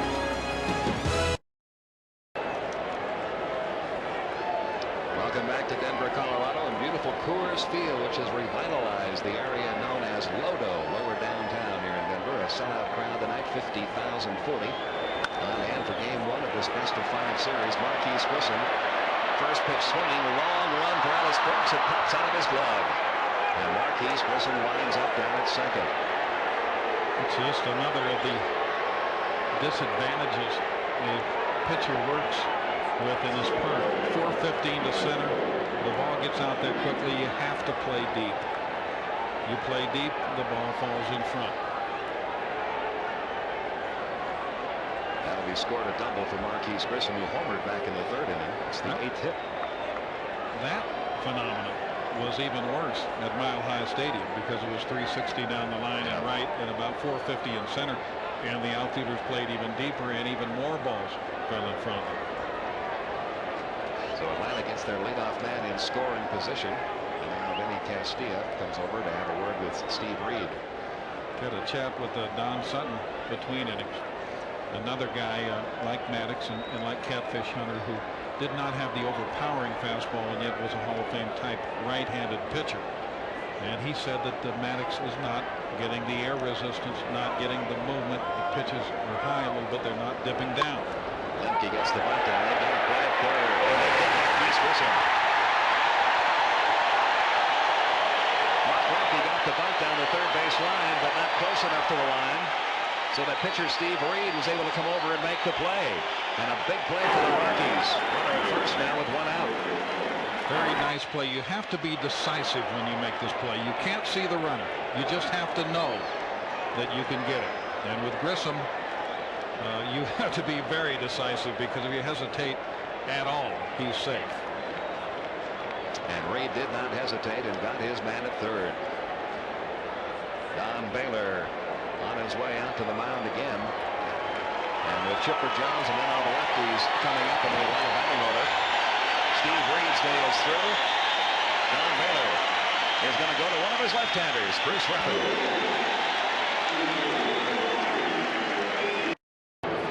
Steve Reed worked 1 inning, allowed 1 hit, walked 1, struck out 1, made a big play, throwing out Marquis Marquis Grissom at third base. He hands the ball over now to left-hander Bruce Ruffin, who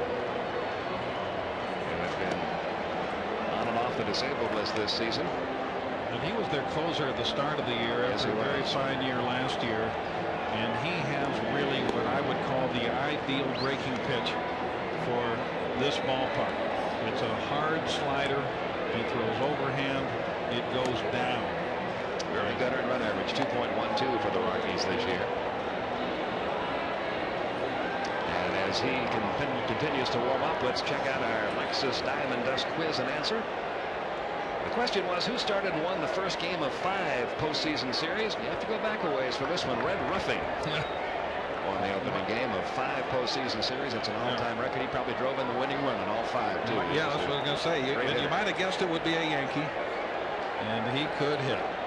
Here's Chipper Jones. They turn him around to bat right-handed. Most teams like to do that. Chipper does have some power right-handed, but of the 23 home runs he hit during the regular season, only 3 of them came as a right-hand batter. So usually the left-handed relief parade begins with Chipper Jones, who's followed then by the left-hand batsman Griff Justice and Crespo.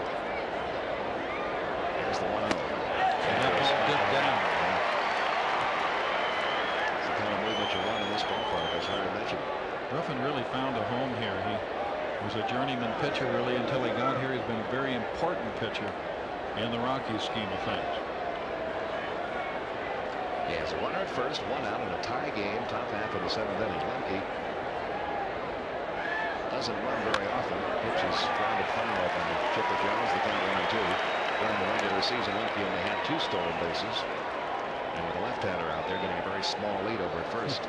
How about that Jimmy Williams down there? Well, that guy never stops moving. Always in motion.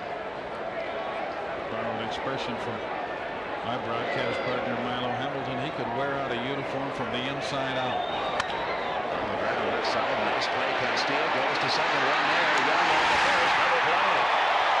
The Rockies turn one, 5-4-3. Bottom half of the 7th inning coming up, still tied.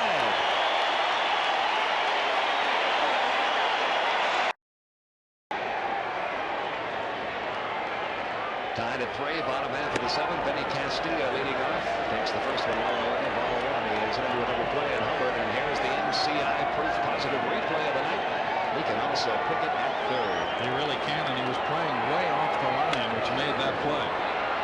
This one a little bit foul down the third base side. 1 ball on strike. His home run came back in the 4th inning. It was a 2-run shot that gave the Rockies a 3-1 lead. Atlanta came back and tied it up in the 6th, and we are still mounted at 3. There in the bottom of the 7th. Greg Maddux still out there for Atlanta. In the air, right center field. That's where Crespo had him play, but this ball gets back around to Crespo. Off the wall. Castillo heads for second. He's into the leadoff double. Yet another hanging breaking pitch. Maddux just isn't getting the kind of air resistance he's used to. And his pitches did not have that bite. Here's another look.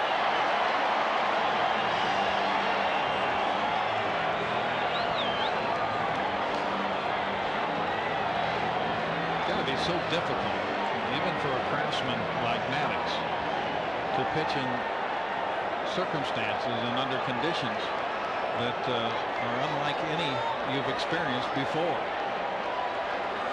We are going to get a pinch runner down at second base now. Trinidad Hubbard in to run for Castillo. He should get a great hand. He's played some good third base. He has homered.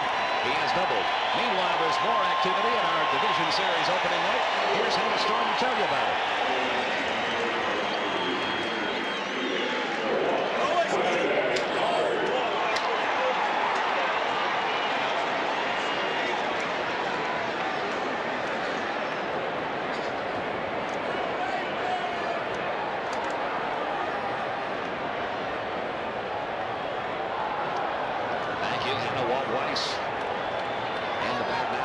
Second. And nobody out. Pickoff play on at second base. Lemke coming in behind the pinch runner Hubbard.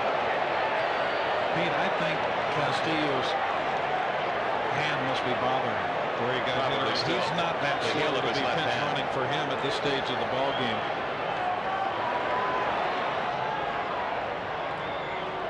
The look back by Maddox, a long look back at Hubbard. Now he's pitching to Weiss, who is calling the button. Hit him. And was hit by the pitch. Under at first and second now. And Bobby Cox is on his way to the mound. He's going to stop first and talk to plate umpire John McSherry. Well, he was not going to the mound. He just wanted to make sure that that ball hit Walt Weiss. He probably wanted to make sure that McSherry thought that Weiss had tried to get out of the way. Weiss is right on top of the plate, and he really didn't try to get out of the way, but you're not going to get that call. Maddox has only hit 5 batters all year now. And McSherry making some notations here. You've got John Vanderwall to pinch hit. And now it looks like they have changed. And Vanderwall was never announced into the game, so it'll be Jason Bates who will be the pinch hitter. They're always playing for more runs here. I don't think that Don Baylor would really like to take Bruce Ruffin out yet, but he wants more runs.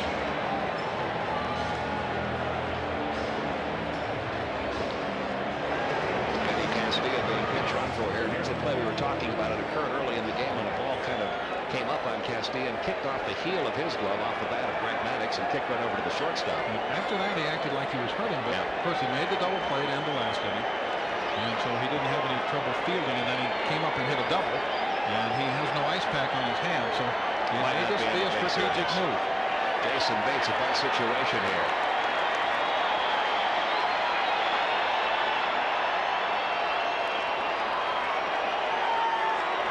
Bates, a .267 hitter during the regular season, had 8 home runs.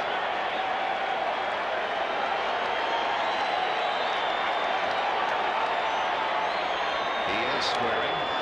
And that almost hit him. I think it did hit him.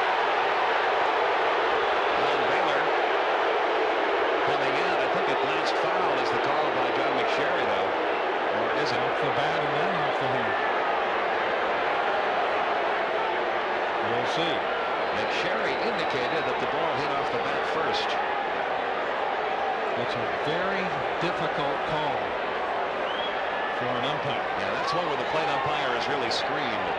And you sometimes can go by the sound, but the hand is pretty bony, and sometimes the bat will, the ball will hit the hand and the bat, and it will sound like the bat.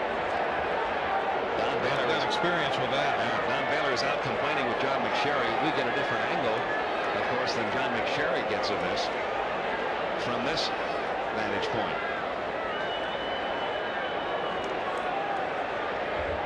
Foul ball or hit batter. Oh, I'll tell you what. On that replay, it looked like he was hit, and the ball never did hit the bat. But as you mentioned, Larry, this is a very well. Now that one, it looked a little different. It's hard to tell. Did you hear it? Yeah, it sounded like a bat. It sounded like the bat there. It looked one way on one replay, one way on the other, and as you mentioned, a very tough call for a plate umpire. I've been hit a couple of times trying to bunt, and where it has been called a foul ball. Jason Bates still hurting down there. Bobby Cox uses this opportunity to go out and talk to Greg Maddox. But they call that a foul ball. And the count will be 0-1 on Jason Bates. The runners are still at first and second with nobody out. You could see how he was gripping the bat between his thumb and forefinger with the rest of his hand down below, and that ball actually could have hit a little bat and mostly hand. But there's just really no way of knowing. But we know this, it's got a lot of hand. Oh, that's for sure. It might have gotten a little bad, but it definitely got a lot of hand. Here's another look. Now see, from that angle, it looks like it didn't get much back, mostly hand. It looked like it hit cleanly off his hand. Now the sound. And it sounded like that. Right. Well, he's still in there with a count of 0-1. You ever heard of boning a bat?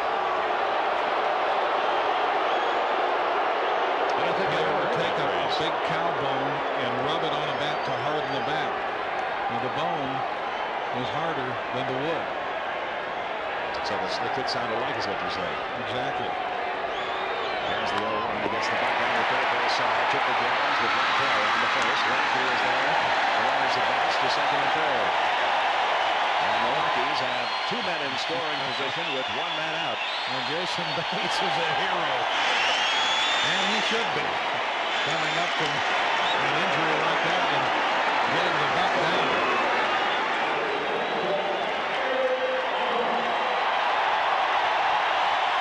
Just a perfect bunt. You want it to be bunted firmly enough that the pitcher can't get it. And the third baseman has to come in, and so there is no play at third. And if you remember back to the bunt Mark Lemke made in the top half of the seventh inning, he got it a little bit too close to the mound. A little bit further off the line. The pitcher was able to make the play and get the runner at third. It was a very, very risky intentional pass. They're going to walk Eric Young to get to Joe Girardi. And that's not the primary risk. It's the guy who comes behind Girardi. It is Dante Bichette. If you don't get the double play, you have to face Bichette. Well, he may be gambling on that double play because of the 19 outs recorded by Greg Maddux in the game. 14 of them have come on plays where either the pitcher, the second baseman, or the shortstop has gotten an assist. And there have been 3 double plays. Remember at the outset of the game, we told you, Maddux plays with sort of a condensed diamond. His diamond is the mound short second. You don't see many pitches pulled down the line. So he wants to get Girardi, or the only Girardi now is going to be John Vanderwall, who set a record this year for the most pinch hits in one season. And listen to what these fans think of him. He broke the old record held by Jose Morales. Girardi was the victim of one of those double plays in his last at bat. And now the left-handed batter with a little more power. Bases loaded, one man out, tie game, bottom half of the seventh inning. 0-1, the count on Vanderwall. Threw the ball by him upstairs. He had 28 pinch hits this year, breaking the old mark of 25, which Morales held. He hit .347 for the year.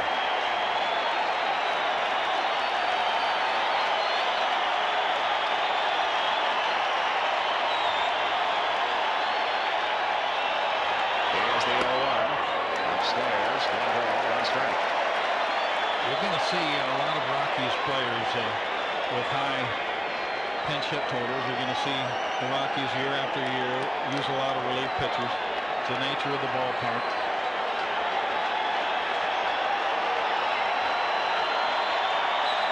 You're always trying to come from behind here. In fact, the team that has won here this year has been behind in the ballgame at some juncture over half the time. And another difference in these two teams. The Rockies had to go to their bullpen more often than any other team in the National League this year. The Braves went to the bullpen the fewest times. Back to Maddux. Pitcher to home to first. He gets the 4th double play of the night and is out of a bases loaded, one-out situation. We go to the 8th inning. Still tied 3-3.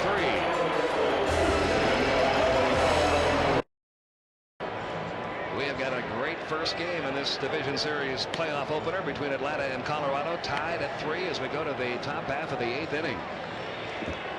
And a reminder, the Saturday action is on NBC with the new hit Jag starting at 8/7 Central. This week, the Jag investigators probe the death of 3 Marines and find a shocking cover-up. Jag from the creator of Magnum P.I. and Quantum Leap. Catch the excitement of Jag, NBC Saturday at 8/7 Central.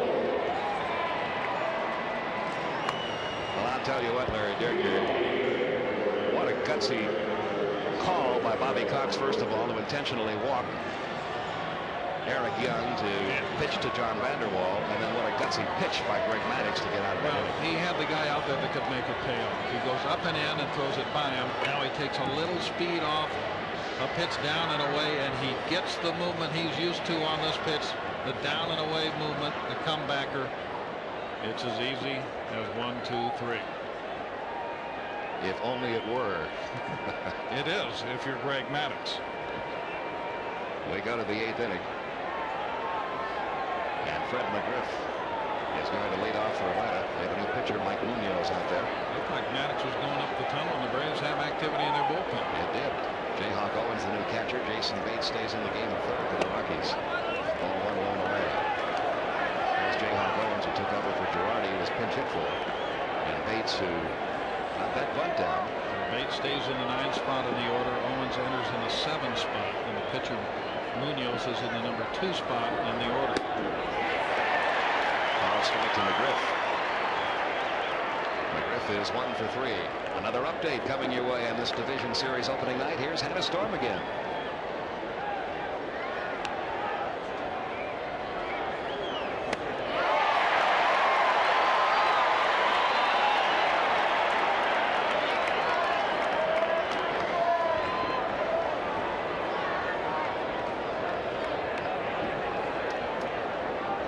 Thank you, Hannah and Larry. He had to wonder if that was ever going to come. And what a great Donnie baseball finally getting a chance in postseason. 2-2 to count on Fred McGriff. He'll be followed by Justice and then Plesko. Munoz did not have that great a year for the Rockies this year. As you can see, the ERA way up there. He didn't pitch much the second half of the season. They were hoping that he would, with that relative inactivity in the latter part of the season, they hoped he would be able to find a little energy in postseason. And he is truly a specialty pitcher. Yeah. He will not face many right-handed batters. Ruffin, on the other hand, is the kind of pitcher that can pitch a couple innings for you facing left-handers and right-handers. The situation dictated pinch hitting for Ruffin, though, even though he only faced one hitter. He got Chipper Jones to hit into that double play. But he's out of the game now. Munoz, the 4th pitcher of the night for the Rockies. Right to the shortstop, Rob Rice, who makes it pounding ground. Well, they had McGriff scouted well, and they had Rice in the right spot.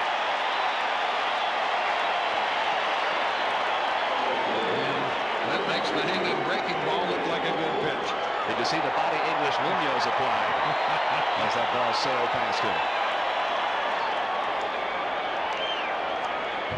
That's why you bring the left-hander in to face the left-hander to enfeeble him that way. Here's David Justice, who has walked twice and singled, facing Munoz now with 1 out and the bases empty here in the 8th, 3-3 game. I would not cherish facing this guy either if I were left-handed. Nothing alone with down on Justice. The guy that just made that big play for Colorado, Walt Weiss, trying to inspire his Colorado Rockies, who are huge underdogs, let's face it, in this series. But Walt Weiss reminded them, he said, hey, look, I was a part of that 1988 Oakland A's team. They were supposed to go in and take care of the LA Dodgers, and look what happened. The Dodgers won the World Series. We can do the same thing. 1-1 to count. It's different this year, though, because it's one series at a time. It was the League Championship Series and then the World Series. Now you've got to go through another layer of playoffs to get there.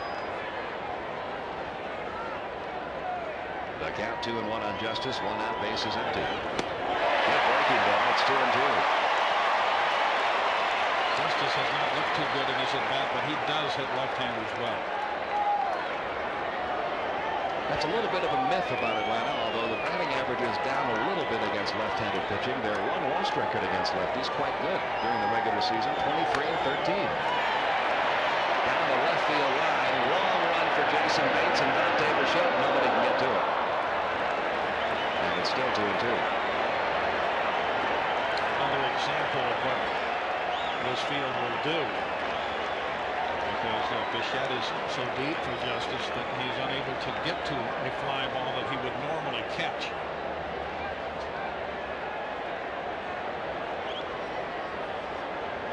It remains 2 balls, 2 strikes.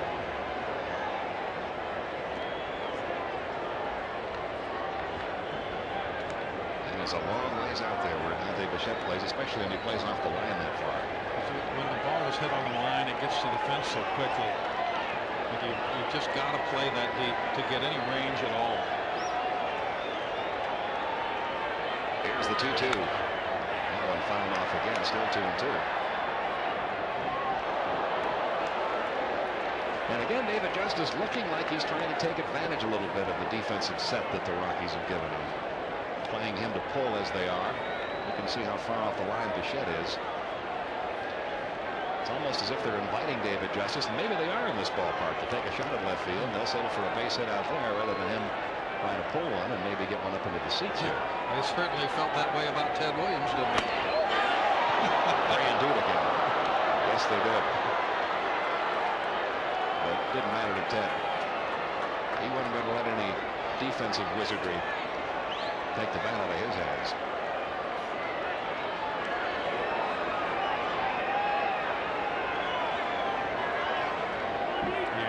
Did hit an inside the park home run one year against the Boudreaux shift that won the pennant.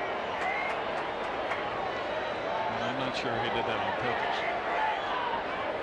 Here's the 3-2. Caught the inside corner. Munoz with a money pitch there. Justice caught looking, 2 men gone.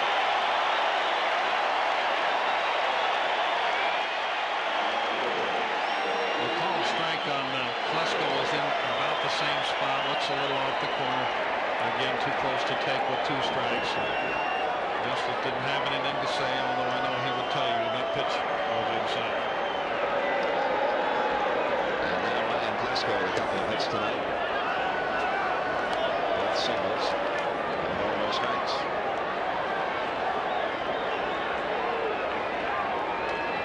Time of 3 in the top of the 8th. Here in Denver. Just make sure he sets up over the inside corner. And if there's a right-handed batter, he'll set up on the inside corner to the right-handed batter as well. Generally, the umpires get a better view of that corner than they do the other. And most of the calls that appear off the corner for a strike are on the other side, on the outside part. Here's the 1-1. Klesko, a big home run cut. Comes up empty. 1 ball, 2 strikes. He's had pretty good life on his pitches here.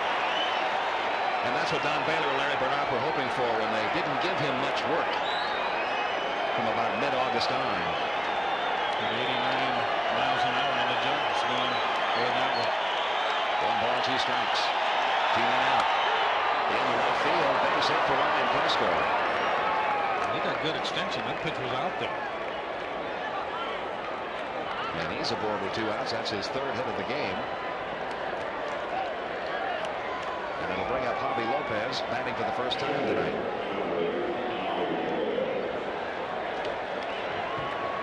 Klesko being platooned for much of the first couple of months of the season, just begging for a chance to be able to get in there and play against left-handers. And he's proven he can hit left-handers all right.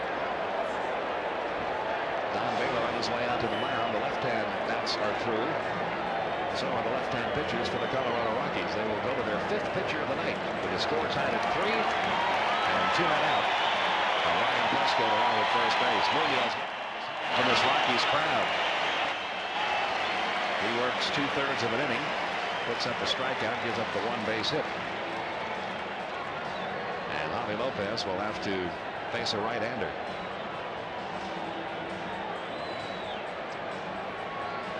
Darren Holmes coming into the game. So far, the relief pitchers for the Rockies have been excellent. Braves have not scored any runs against the relief staff. But sometimes if you bring enough relief pitchers in, eventually you will find one that doesn't have it. And that certainly happened to the Dodgers on this date in 1951. It was the date that Ralph Branca came in and Bobby Thompson hit the shot heard around the world. Darren Holmes, the new pitcher. Another of the active relievers on this Colorado team, appeared in 68 games during the regular season, had a 6-1 record, part of that very successful quartet out there of Leskanic, Holmes, Reed, and Ruffin, who won 17 and saved 38 for this Colorado team. Another guy that has stuff well suited to this environment. He throws very hard, and his breaking ball is fast and it moves down. And that's a good point you make, because that's exactly what Bob Gebhardt, as general manager, has tried to do here. Go out and find players who have the kind of stuff suited for this ballpark. Tomorrow night at 8 Eastern, 5 Pacific, postseason baseball continues with Game 2 of the division series. We'll be back here in Denver with the Rockies hosting the Braves. Some of you will see one of the other playoff games, Boston and Cleveland, Cincinnati at Los Angeles, or Seattle at New York. Check your local listings. Regional coverage of Game 2 begins tomorrow night at 8 Eastern, 5 Pacific. And we will have Tom Glavine going against Lance Painter in Game 2 here in Denver. And there is the architect of the Colorado Rockies. An amazing story when you consider that the 1969 New York Mets and then the Kansas City Royals after that were the quickest to get to postseason, doing it in 8 years. You know, he had been with the Twins under Andy McPhail, and they did such a great job with a limited budget. The budget is not so limited under Jerry McMorris now with these fabulous crowds. They've averaged 53,000, actually a little more than that, over the course of their history here in Denver. And that will afford you a little latitude to go get a guy like Brett Saberhagen or sign a guy like Bill Swift in the offseason. And there you see Brett Saberhagen, who, if this series goes to a 4th game, would be the pitcher in that 4th game. And speaking of owners who aren't afraid to sign a check, aren't afraid of anything. Ted Turner on hand tonight.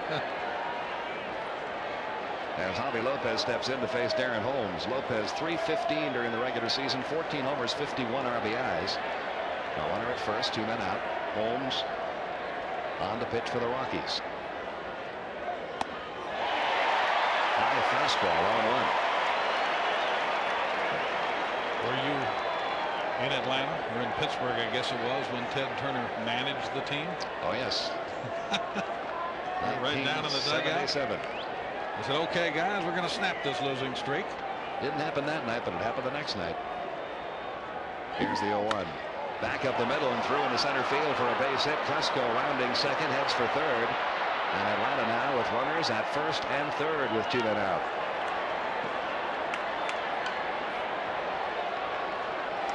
Tenth hit of the game for Atlanta.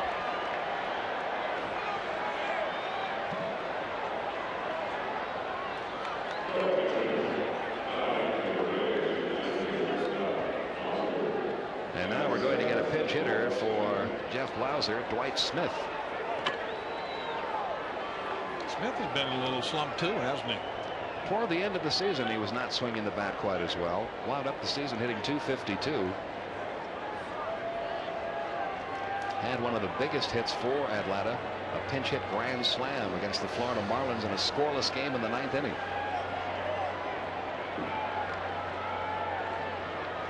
Well, Girardi goes out in front of home plate and is resetting the defense. He's moving Burks over toward right field just a little bit, and Bichette as well. A little bit low to Dwight Smith, ball 1.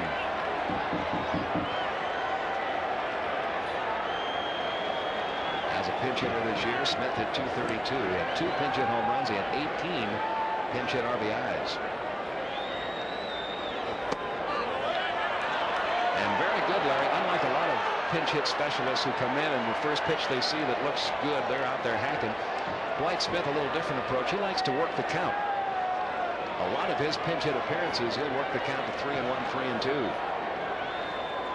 Here's the 2-0 pitch. Sometimes you get a better pitch that way. Holmes trying to get that ball down, and he's too far down. He'd been hanging the ball up a little bit, and that's what Lopez took advantage of. So he tried to make an adjustment, and he's adjusted too far, and Smith is not biting. And now a 3-0 pitch on the way to Dwight Smith. He got the green light, base hit into right center field. Ryan Klesko scores. Heading for third, Javi Lopez. And the Atlanta Braves have reclaimed the lead. It's 4-3 as Dwight Smith delivers a run-scoring pinch hit single. Well, that's why you like to have those veterans on your bench.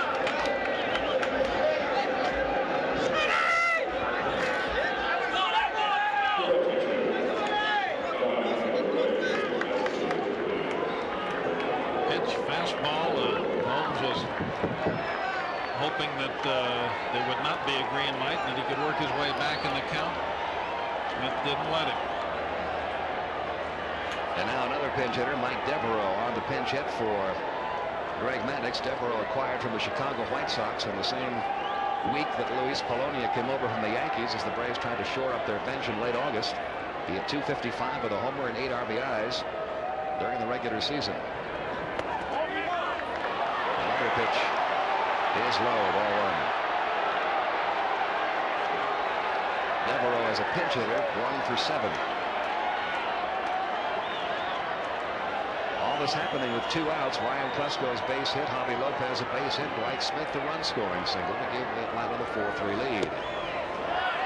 It looks like Don Baylor may finally have gone to the relief pitcher who is not on his game. And you can see that it has Don Baylor a little upset. And Larry Bernarth will now come out. Bernarth will basically try to get him straightened out, I believe. It's a very critical time in the game. And Kurt Lescanic getting up in the Marquis bullpen. They'd much prefer to use him in a save situation. Well, they don't want to let this one get too far out of hand. They've got a chance here tonight. And they don't know if they'll have a chance tomorrow. They're starting Lance Painter with it, which is a gamble. And of course the Braves will start Tom Glavine, which is not so much of a gamble. He pitched a shutout the last time he worked here. It was the first shutout, in fact, ever pitched in this ballpark. 2-0 the count on Devereaux. Smith the runner at first, Lopez at third. And that misses. 3-0.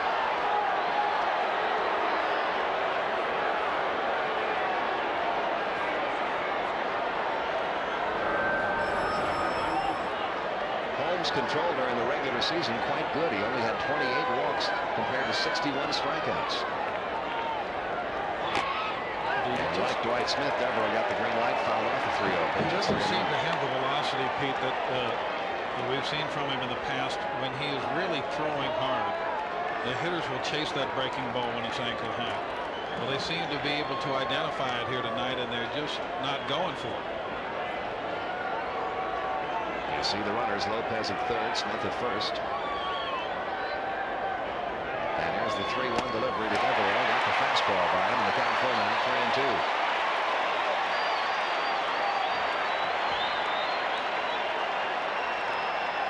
Devereaux, another good veteran hitter. Outside of a lack of foot speed on the bases, the Braves don't have too many weaknesses. Now the 3-2 pitch to Devereaux. He fought it off foul. It's still 3-2. Looking out into the Braves bullpen, that looks like Greg McMichael, who is going to be coming on to pitch the 8th inning. Mark Wohlers, of course, the closer for the Atlanta Ball Club, but they prefer to use him only 1 inning at a time. That is McMichael.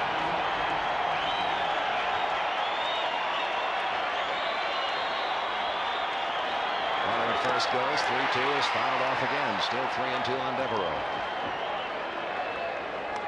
The nice thing about Smith and Devereaux, veteran pinch hitters, yes, but they also run well. You don't have to pinch run for them.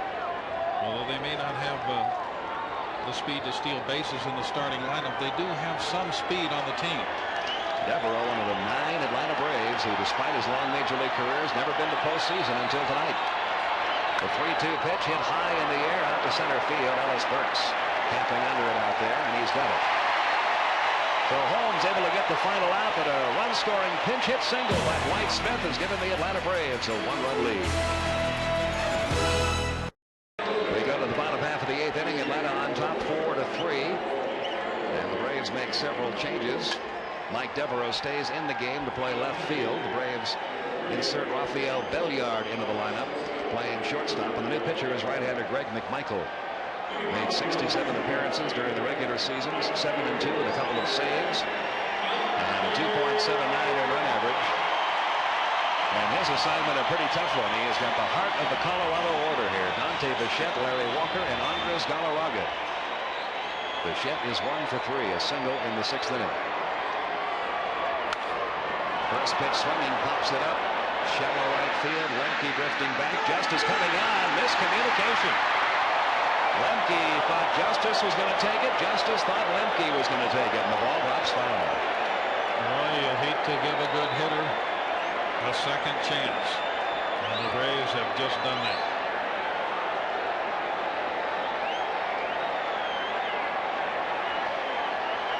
See Lemke stop there, and Justice had stopped just before that, and neither one could get to it. Well, if you watch this ball game from the outset tonight, you saw something that nobody who watched Greg Maddux pitch saw during the entire season. Maddux made 28 starts during the regular season, never made one of them without recording at least one strikeout. He did not record a strikeout in the game tonight. No, but he did throw 4 double play balls, including one with the bases loaded to extract himself from a jam in the 7th inning. Here's the 0-1 out of Bichette. 1 ball, 1 strike. And any pitcher will take a double play over a strikeout any day of the week. Sometimes it's not how you do it, it's just that you do it, and he is in line to be the winning pitcher if the Braves can save it for him. The 1-1. Foul off by Bichette. 1 ball, 2 strikes. McMichael can be an exasperating guy to hit against. He's got an unusual delivery, and he hides the ball quite well. It's hard to pick the ball up, and he jumps at you. It looks like he's really going to throw hard. He's a pretty big guy, but a lot of his best stuff is slow stuff. They appeal down to first. No swings. That's Jerry Lane. And the count 2-2. It seems like the kind of pitcher, if he went around the order a couple of times, you could get used to him. But once through the order, and he can be really exasperating. And Bichette was just barely able to hold back on that one. The count 2-2. These Rocky fans have not given up. They begin that Go Rockies chant here at Coors Field. Here's the 2-2. Missed outside. Full count now. 3-2.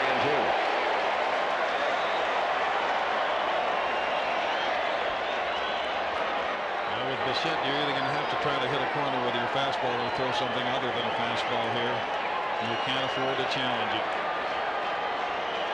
Here's the 3-2 pitch on the way. And he missed outside, ball 4. A leadoff walk puts Dante Bichette aboard with nobody out for Larry Walker.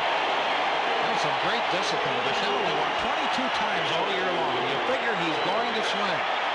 But he knew in that circumstance that getting on base is more important than getting a swing and perhaps making it out. Alejandro Pena up now in the Atlanta bullpen. Walker tonight is grounded out to second, walked, and hit into a 4-6-3 double play. He has turned around many a game for the Rockies this year. 36 homers, 101 RBIs during the regular season. Into right field, base hit for Walker. Down to second, Dante Bichette. The ball bobbled by Justice. That'll get Bichette over to third. And the Rockies have runners at the corners with nobody out.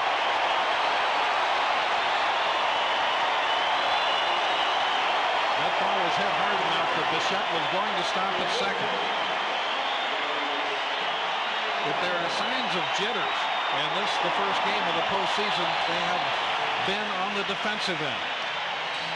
The hitters have been hitting, and the pitchers, for the most part, have been pitching pretty well. But the fielders have been a little shaky. We've had 5 errors in the game, and remember the pop foul that fell between Justice and Lemke. No error charge there, but that gave Bichette a swing on the house. He wound up walking. Here's Galarraga. 2 for 3, 2 singles and a ground out to short. Foul back, the count 0-1. The Braves are back for the double play. They're willing to concede the tying run here and hoping to get that 5th double play.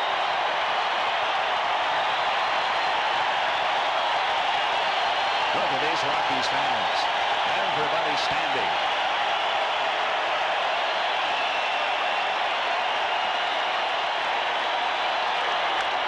Down the third base line. Great play by Chipper Jones. Gets the out at second base. What a play by Chipper Jones. That was at least a double. If it gets down the line, how did he get to this ball? It doesn't get any better than this, Pete. Everything on the line, on the backhand side, a ball that was hooking, had a lot of spin, and he flagged it. Holding at third, Dante Bichette. Runners first and third with one out. And the batter is Ellis Burks, who has singled, drove in a run with a sacrifice fly, and grounded out to second.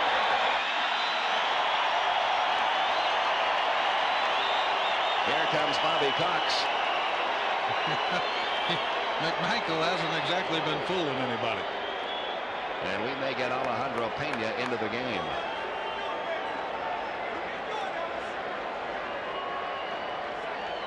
Pena is the kind of pitcher that is more likely to pitch out of this with a strikeout than a double play ball. Brad Klontz also up in the Atlanta bullpen. Jeff Porter, the assistant trainer for Atlanta, out to see if Chipper Jones is okay. Diving for that ball. He may have shaken himself up. We will be right back. The new pitcher, Alejandro Pena. Chipper Jones trying to do a little running here to prove to Bobby Cox that he's all right to stay in this game. But what a defensive play he just made to preserve the Braves' lead at the moment. He slid over a little bit to his left or to his right just before the play too. Did you notice that? Just as the pitch was being made, he was moving. He slid just about a half a step to his right. I think it's his knee that hit down hard on the ground. But he will stay in there as Alejandro Pena takes over. Pena acquired from the Florida Marlins by the Braves just before the roster deadline of September 1st. And he recorded 18 strikeouts in 13 innings with Atlanta and 39 strikeouts in 31 innings on the season. And this, Larry, is quite a remarkable story. Alejandro Pena missed nearly 2 years with a bad elbow. He's back pitching, obviously, but at age 36, a lot of times if you're a power pitcher and you miss a couple of years with an injury, when you come back, you have to learn to pitch differently. Pena is back to pitching the way he was when he was 26 years old. The only difference that I've noticed in him is that he had major surgery when he was with the Dodgers as well, right after winning an ERA title, way back when he was a starting pitcher. And he had a great slider. After that first surgery, he went mostly fastball. He didn't throw as many sliders. But after the second one, he's come back just the way he was after the first. He basically throws the ball hard with riding action and throws to the corners and gets the ball by a lot of hitters. And when he's healthy, he's about as good as anyone you can have in there in this or any other situation. Runners at first and third. One man out. Atlanta leading at 4-3 in the bottom half of the 8th inning. Ellis Burks, that are in the regular season, hit Braves pitching at a .436 clip. He's got Bichette at third, Galarraga at first.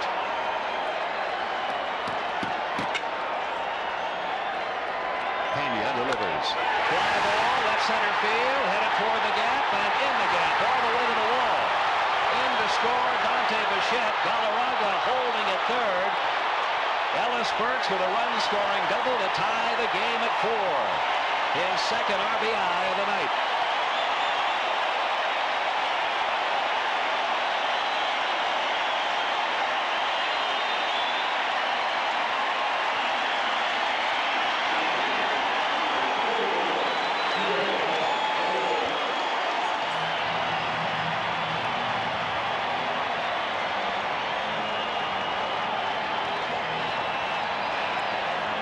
Judge gun says 93, and Ellis Burks says that's just the way I like it. And the reaction from the Rockies crowd and their dugout. The Braves will not walk Owens. Instead, they'll bring the infield in. Runners at second and third, still only one out. Game tied at 4. 0-1 the count on Jayhawk Owens, who took over for Joe Girardi. He hit .244 during the regular season. He had 4 home runs and only 45 at-bats.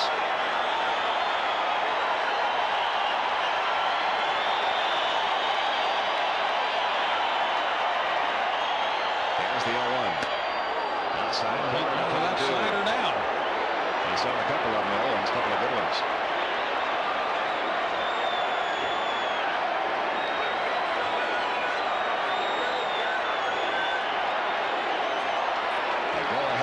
just 90 feet away for the Rockies. There's Colorado get it cleared. Ellis Burks down at second. And the 0-2 pitch to Owens. A little low. 1 ball, 2 strikes. Walt Weiss waits on deck. There's only one of that call. And you say, well, how could you take that pitch? Simple. You couldn't hit it. Well, you can see just by the looks we've had in the both dugouts tonight how very much both of these teams want this first game. In a 5-game series, this can be the key game of the whole series.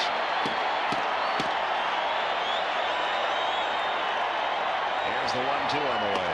Struck him out. The fastball strikes out Jayhawk Owens. That's out number 2 in the inning. And it'll bring up Walt Weiss.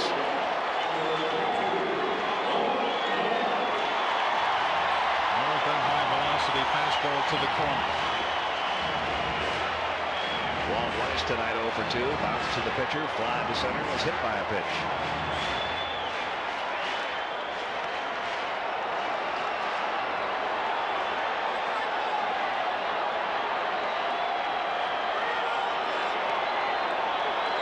And they're not going to pitch to him here.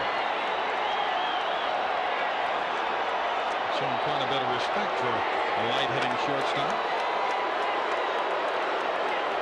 They've got Jason Bates on deck. That's the man they're going to pitch to in this situation. It's because they know he has a sore hand.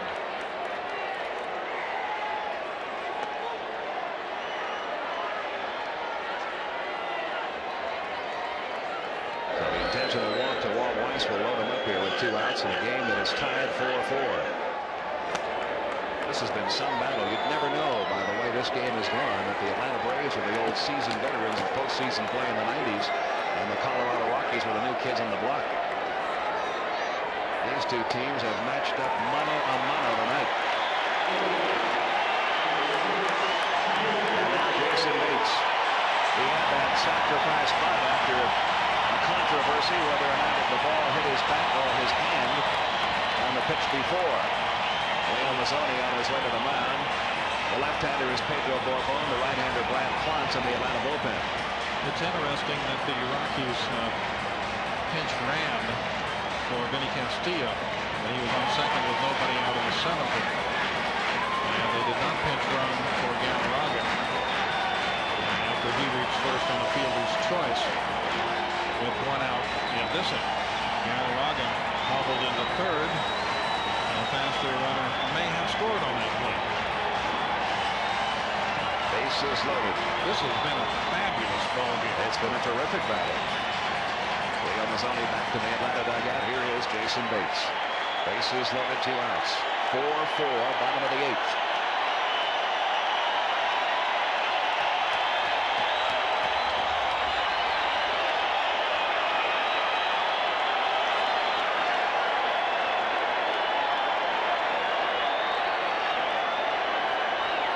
Delivers and caught the outside corner for a called strike on 1. Bates did not like the call.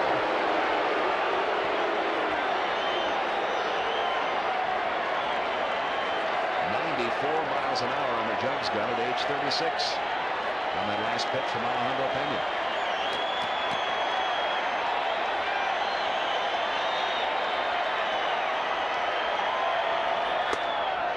That missed high and away. 1 ball and 1 strike. You really got a whip. A lot of guys have a shorter arm delivery. Sometimes that will lead to good control. But this guy's got good control with a long-armed whip delivery, and he gets a little bit more zip on the ball doing it. He is ready now for a 1-1 pitch to Bates. Here it comes. Got the fastball by him. The count 1-2. That character you see in the background there is perhaps the most appropriately named mascot in all of baseball here at Coors Field. Dinger. Is his name.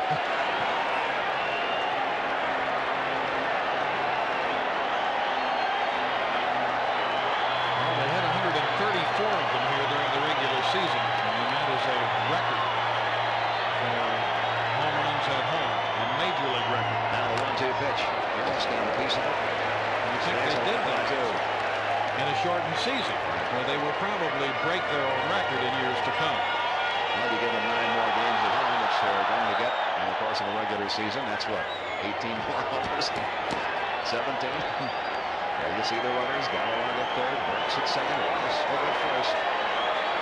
2 men out.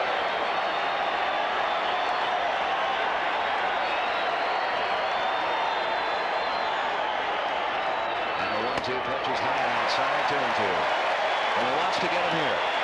He does not want to get to a full count. Give all those runners a head start. And that's a very good point. And there is some doubt as to what you might throw 2-2. Well, if you get to 3-2, Bates knows he's going to see a fastball. And once again, a sellout crowd on their feet here at Coors Field.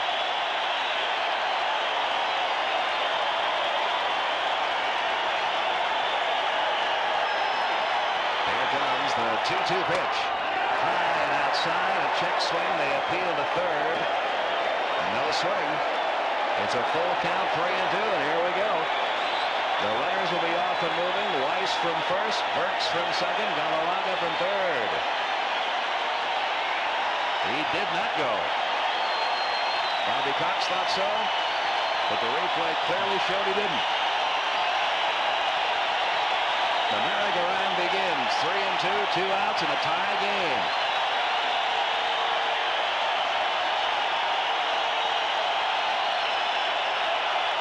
The 3-2 on the way. Fly ball hit out to shallow right center field. Marquis Grissom with the call and the catch. And Pena is out of it, leaving the bases loaded, but the Rockies have tied it. And we go to the ninth.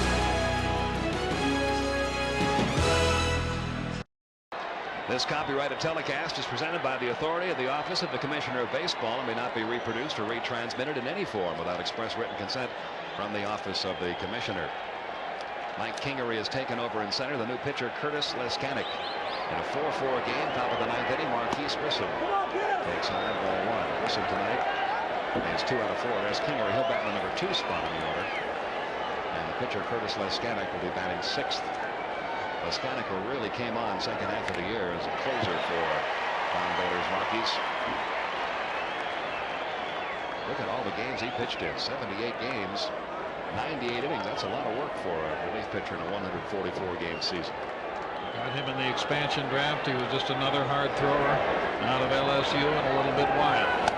Up high, 2-1 to Karen Grissom. Home run in the third for Marquis tonight. A double in the seventh. Leskanik has refined his talent, and he fits the description once again of the guy that might do well here. He throws hard with a short, hard breaking ball. Bouncing ball to third. Fielded by Bates. Over the first, 1 out in the ninth.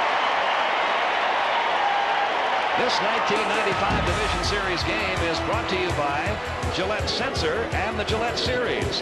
Gillette, the best a man can get. Texaco Clean System 3 gasolines. And Wendy's Spicy Chicken Sandwich. Get it while it's hot.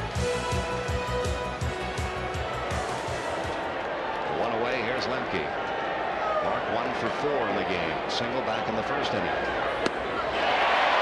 How even a battle can you have? 4-4. Each team has 11 hits. And when you see that here and you're in the ninth inning, you know it has been a well-pitched game. Especially when you consider the 5 errors. There's a strike in the outside corner and the count 0-2. And there's much more going on tonight around Major League Baseball to tell you about. Once again, here's Hanna.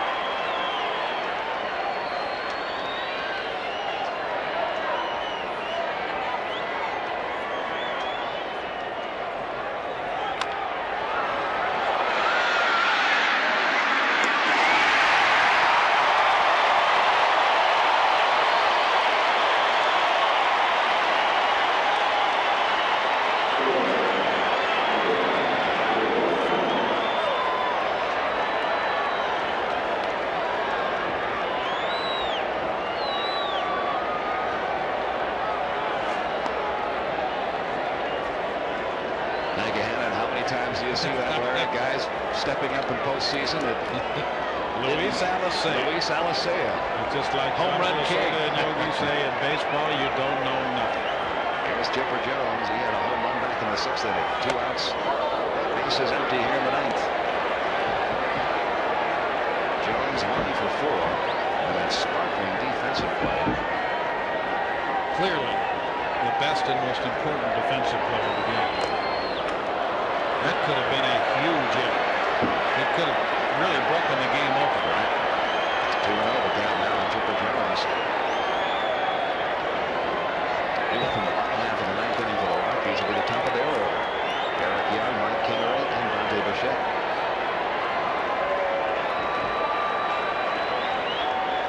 Here's the 2-0 pitch to Jones. High fly ball out to right center field. How much carry on this one? Back to the wall goes Kingery. Chipper Jones has connected for his second home run of the night. And the rookie from Jacksonville, Florida, has just given the Braves a 5-4 lead. 2-home run night for Chipper Jones.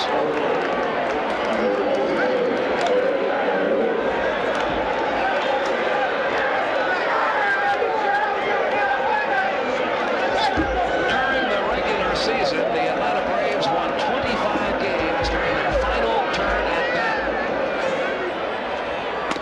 And they attempt to duplicate that in game 1 of this divisional series with this swing of the bat from Chipper Jones.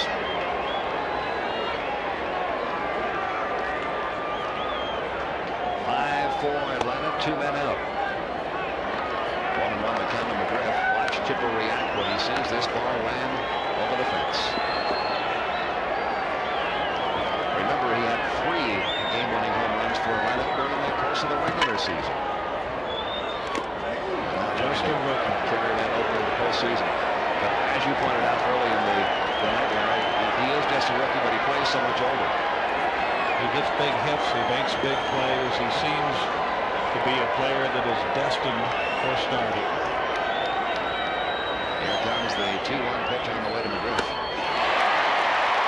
It's even now, 2-2.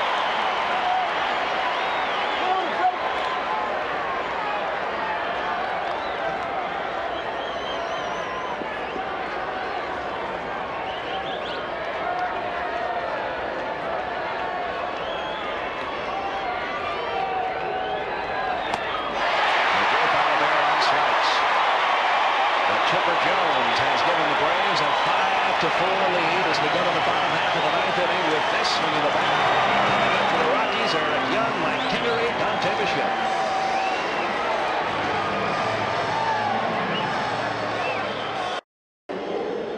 Ninth inning, bottom half, 5-4 Atlanta. Chipper Jones, the hero of the moment, and there have been heroes almost every other moment. And this one tonight. 2 outs, ninth inning. Chipper Jones did this.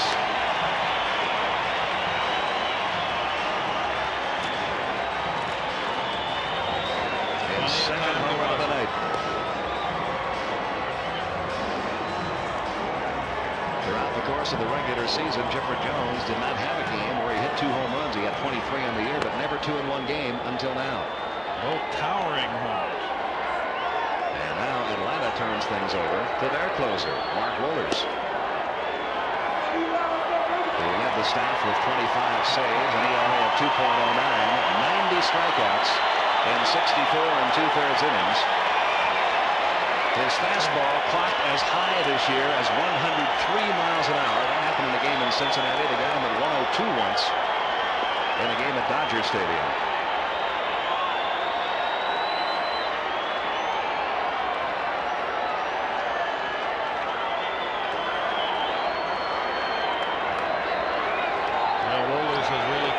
This year.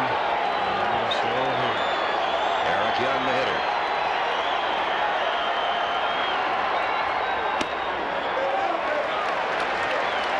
One ball, no strikes on Eric Young, leading off the bottom half of the ninth. Atlanta with a 5-4 lead over the Colorado Rockies. Chipper Jones with his second home run of the night in the top of the ninth. That pitch was 102 miles an hour. He'll just get him loose. In at the knees, 1 ball, 1 strike on Young. Young 2 for 3 tonight. He has singled, he has doubled, he has walked, and he has grounded out. First 2 pitches from Wohlers, 102 and 101. Leo Mazzoni, talking about his closer before this postseason began, said he doesn't know if Mark realizes what kind of pressure he's going to be under. He's probably hoping that he doesn't. Here's the 1-1. Outside corner, it's 1-2. As Dean used to say, I don't try to outsmart him, I try to outdone him. There's a lot to be said for that. If you got an arm like this, don't try to be too smart. Just let him have it. 1 ball, 2 strikes.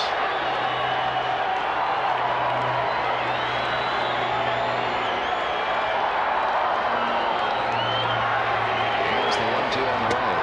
And the breaking ball is outside, 2-2.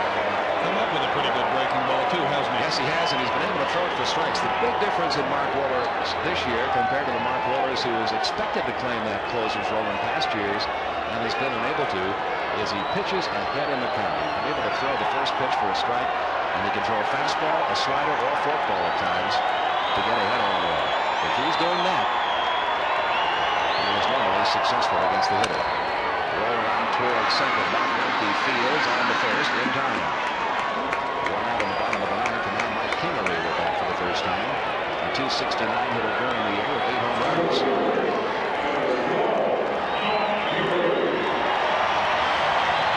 This game is seesawed back and forth. Marquis Grissom a home run in the third. Rockies got 3 in the 4th inning. Benny Castilla's 2-run homer. The big throw there. Then the Braves came back.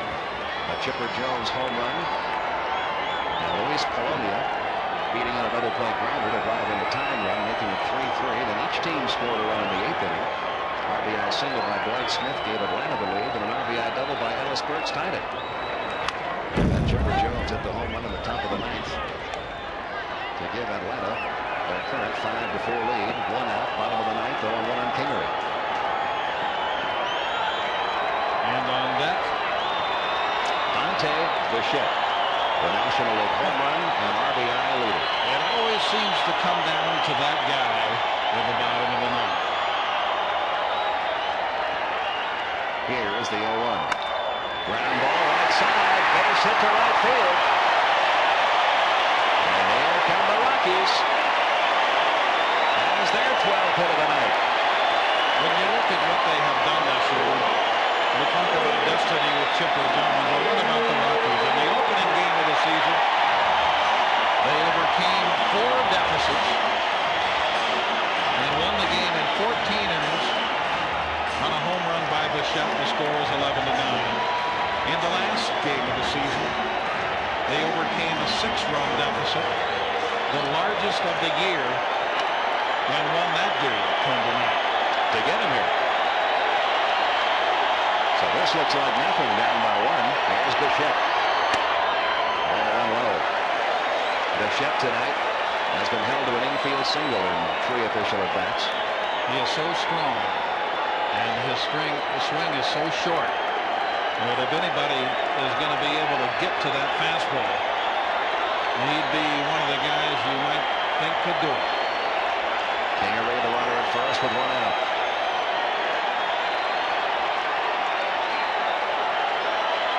Bichette drew a very important walk to open the 8th and scored the tying run at that time. Here's the 1-0 pitch. Into right field. That's going to drop for a base hit. Kingery will round second. Hold on there as the throw comes back to the infield from David Justice. And the Rockies are setting the table, first and second with 1 man out. And here comes another one of their big play men, Larry Walker. Walker tonight is grounded to second, walked it into a 4-6-3 double play and singled.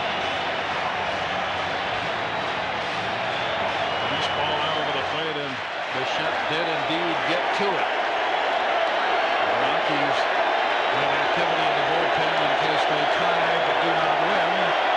The Braves do not have activity. Wohlers is the last line of defense here. First and second, 1 man out. Low and inside, 1 ball, no strikes.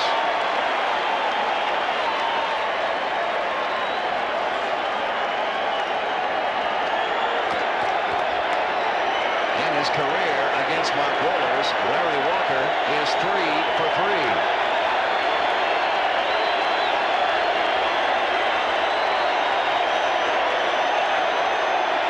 Here's the 1-0 pitch. Low and inside again, 2-0.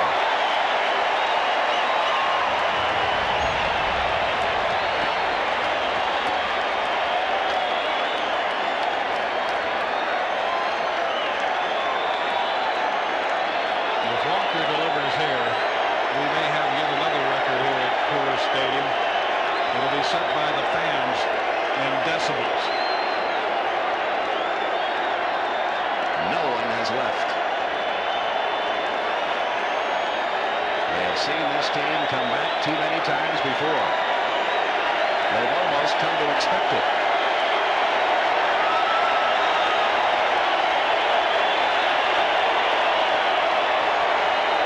Here's the 2-0. Walker is scoring. Walker is scoring. He's not up there to bat first. But you wonder if he's even up there to walk. You got Galarraga on deck, and that's not bad. If Walker gets a pitch to hit, he could do it all by himself. The runners lead. Kingery on second. Bichette off first. Here comes the 2-1 delivery. The inside again. It's 3-1.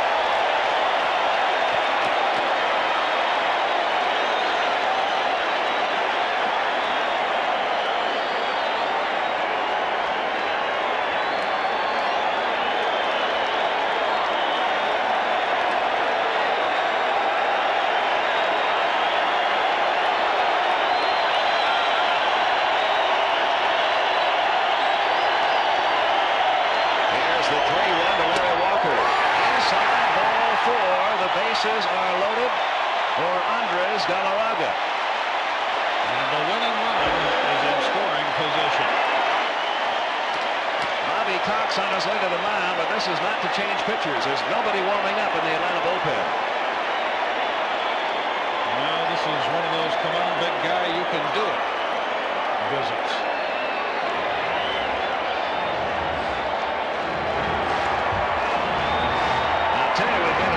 Situation here if Wohlers is able to get Galarraga. Wohlers is a strikeout pitcher. Galarraga led the National League in strikeouts among hitters this year. If that occurs, Don Baylor is out of position players. And he would have to use the man who's going to be a starting pitcher tomorrow night, Lance Painter, as a pinch hitter. He's got him in the on-deck circle. He has nobody else left but pitchers. So this is a key man for Mark Wohlers to get, and a key at that for Andres Galarraga if the Colorado Rockies are going to stay alive here. Bases loaded, 1 man out. Atlanta leading it 5-4 in the bottom half of the 9th inning.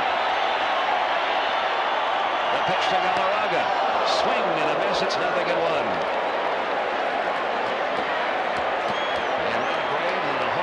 Chipper Jones in the top half of the 9th inning in what's been a seesaw affair all night long. Leading at 5-4, but the Rockies never say die. They have loaded the bases with 1 out off Mark Wohlers here in the bottom of the 9th. 0-1 the count in Galarraga. Here's the 0-1 pitch. Swing and a miss. It's 0-2. And again, Don Baylor is out of position players. The Rockies electing to go with 12 pitchers on a 25-man roster. His pitcher spot is due up next. The only pinch hitters he has left are pitchers. If Galarraga fails to make contact here, it's going to come down to Mark Wohlers facing tomorrow night's starting pitcher.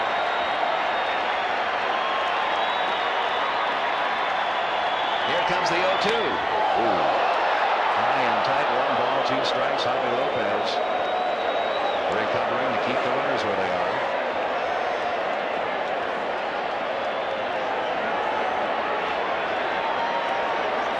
That ball coming in there so fast, normally you'd say, well, the guy should stop that, but I'm not so sure a guy should stop that pitch. Around 100 miles an hour, that's what he's been throwing. And Galarraga, who always swings hard, is desperate here to make some kind of contact. 1 ball, 2 strikes, 1 man out.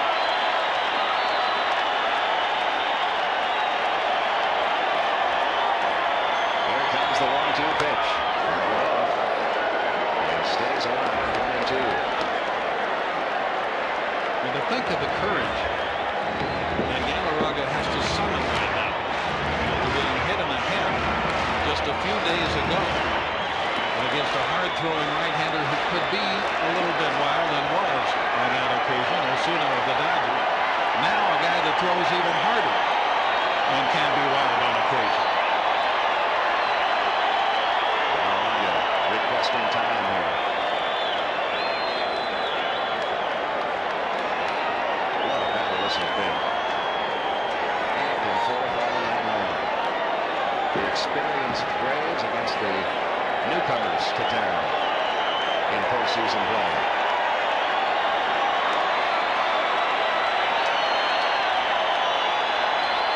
Here's the 1-2 pitch. Did he go? No. 2-2.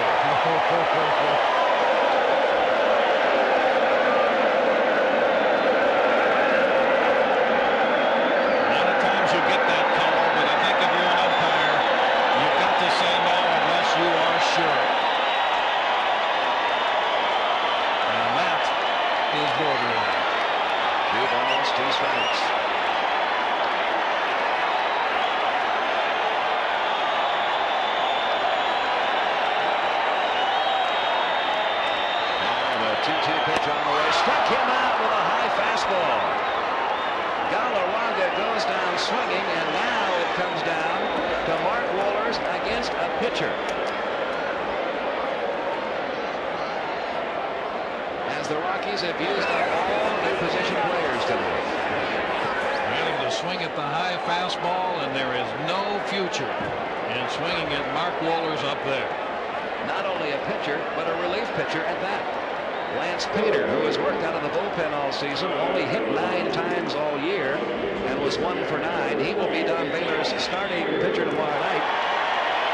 But he's all the Rockies have left. This happened to the American League in the 1981 All-Star game as it ended with a pitcher at bat. But this is a little bit more important than an All-Star game. Bases loaded, 2 men out in the bottom of the ninth. Atlanta leading Colorado 5-4.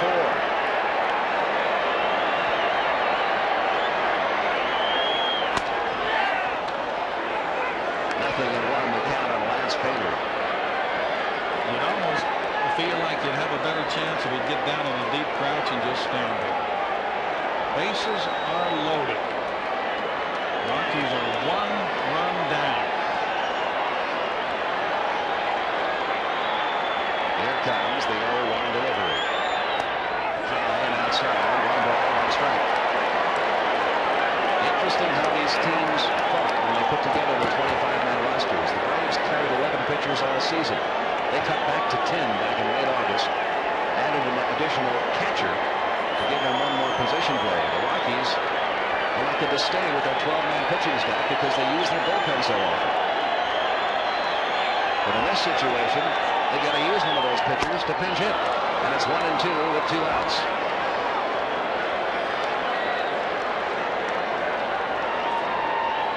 Fred McGriff over now to try to keep the adrenaline flow down for Mark Wohlers, who needs 1 more strike. There is no way that Don Baylor could have imagined it would come to this with the bases loaded. It's not a mistake on his part. Remember Castilla. It's worked out this way. Yeah, remember Castilla being pinch run for in the 7th when the Rockies had a chance to grab the lead. They burned a player there, Trinidad Hubbard. And now it's come down to this. 1 ball, 2 strikes on Lance Pater with the bases loaded. Swung on, missed, strike 3. And the Atlanta Braves hold on, but barely. In game 1 of this best-of-5 series, a home run by Chipper Jones in the top half of the 9th inning. His 2nd home run of his first postseason game ever, giving the Braves a 5-4 victory over the Rockies.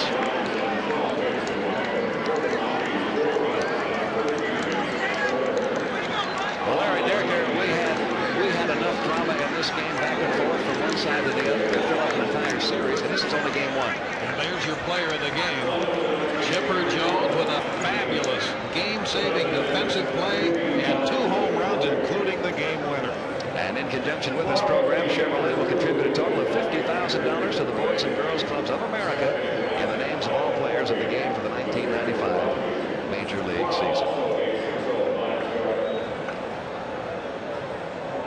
A dramatic start to the best-of-5 divisional series. Atlanta goes up 1-0, winning it here 5-4. Chipper Jones, the hero, with 2 home runs.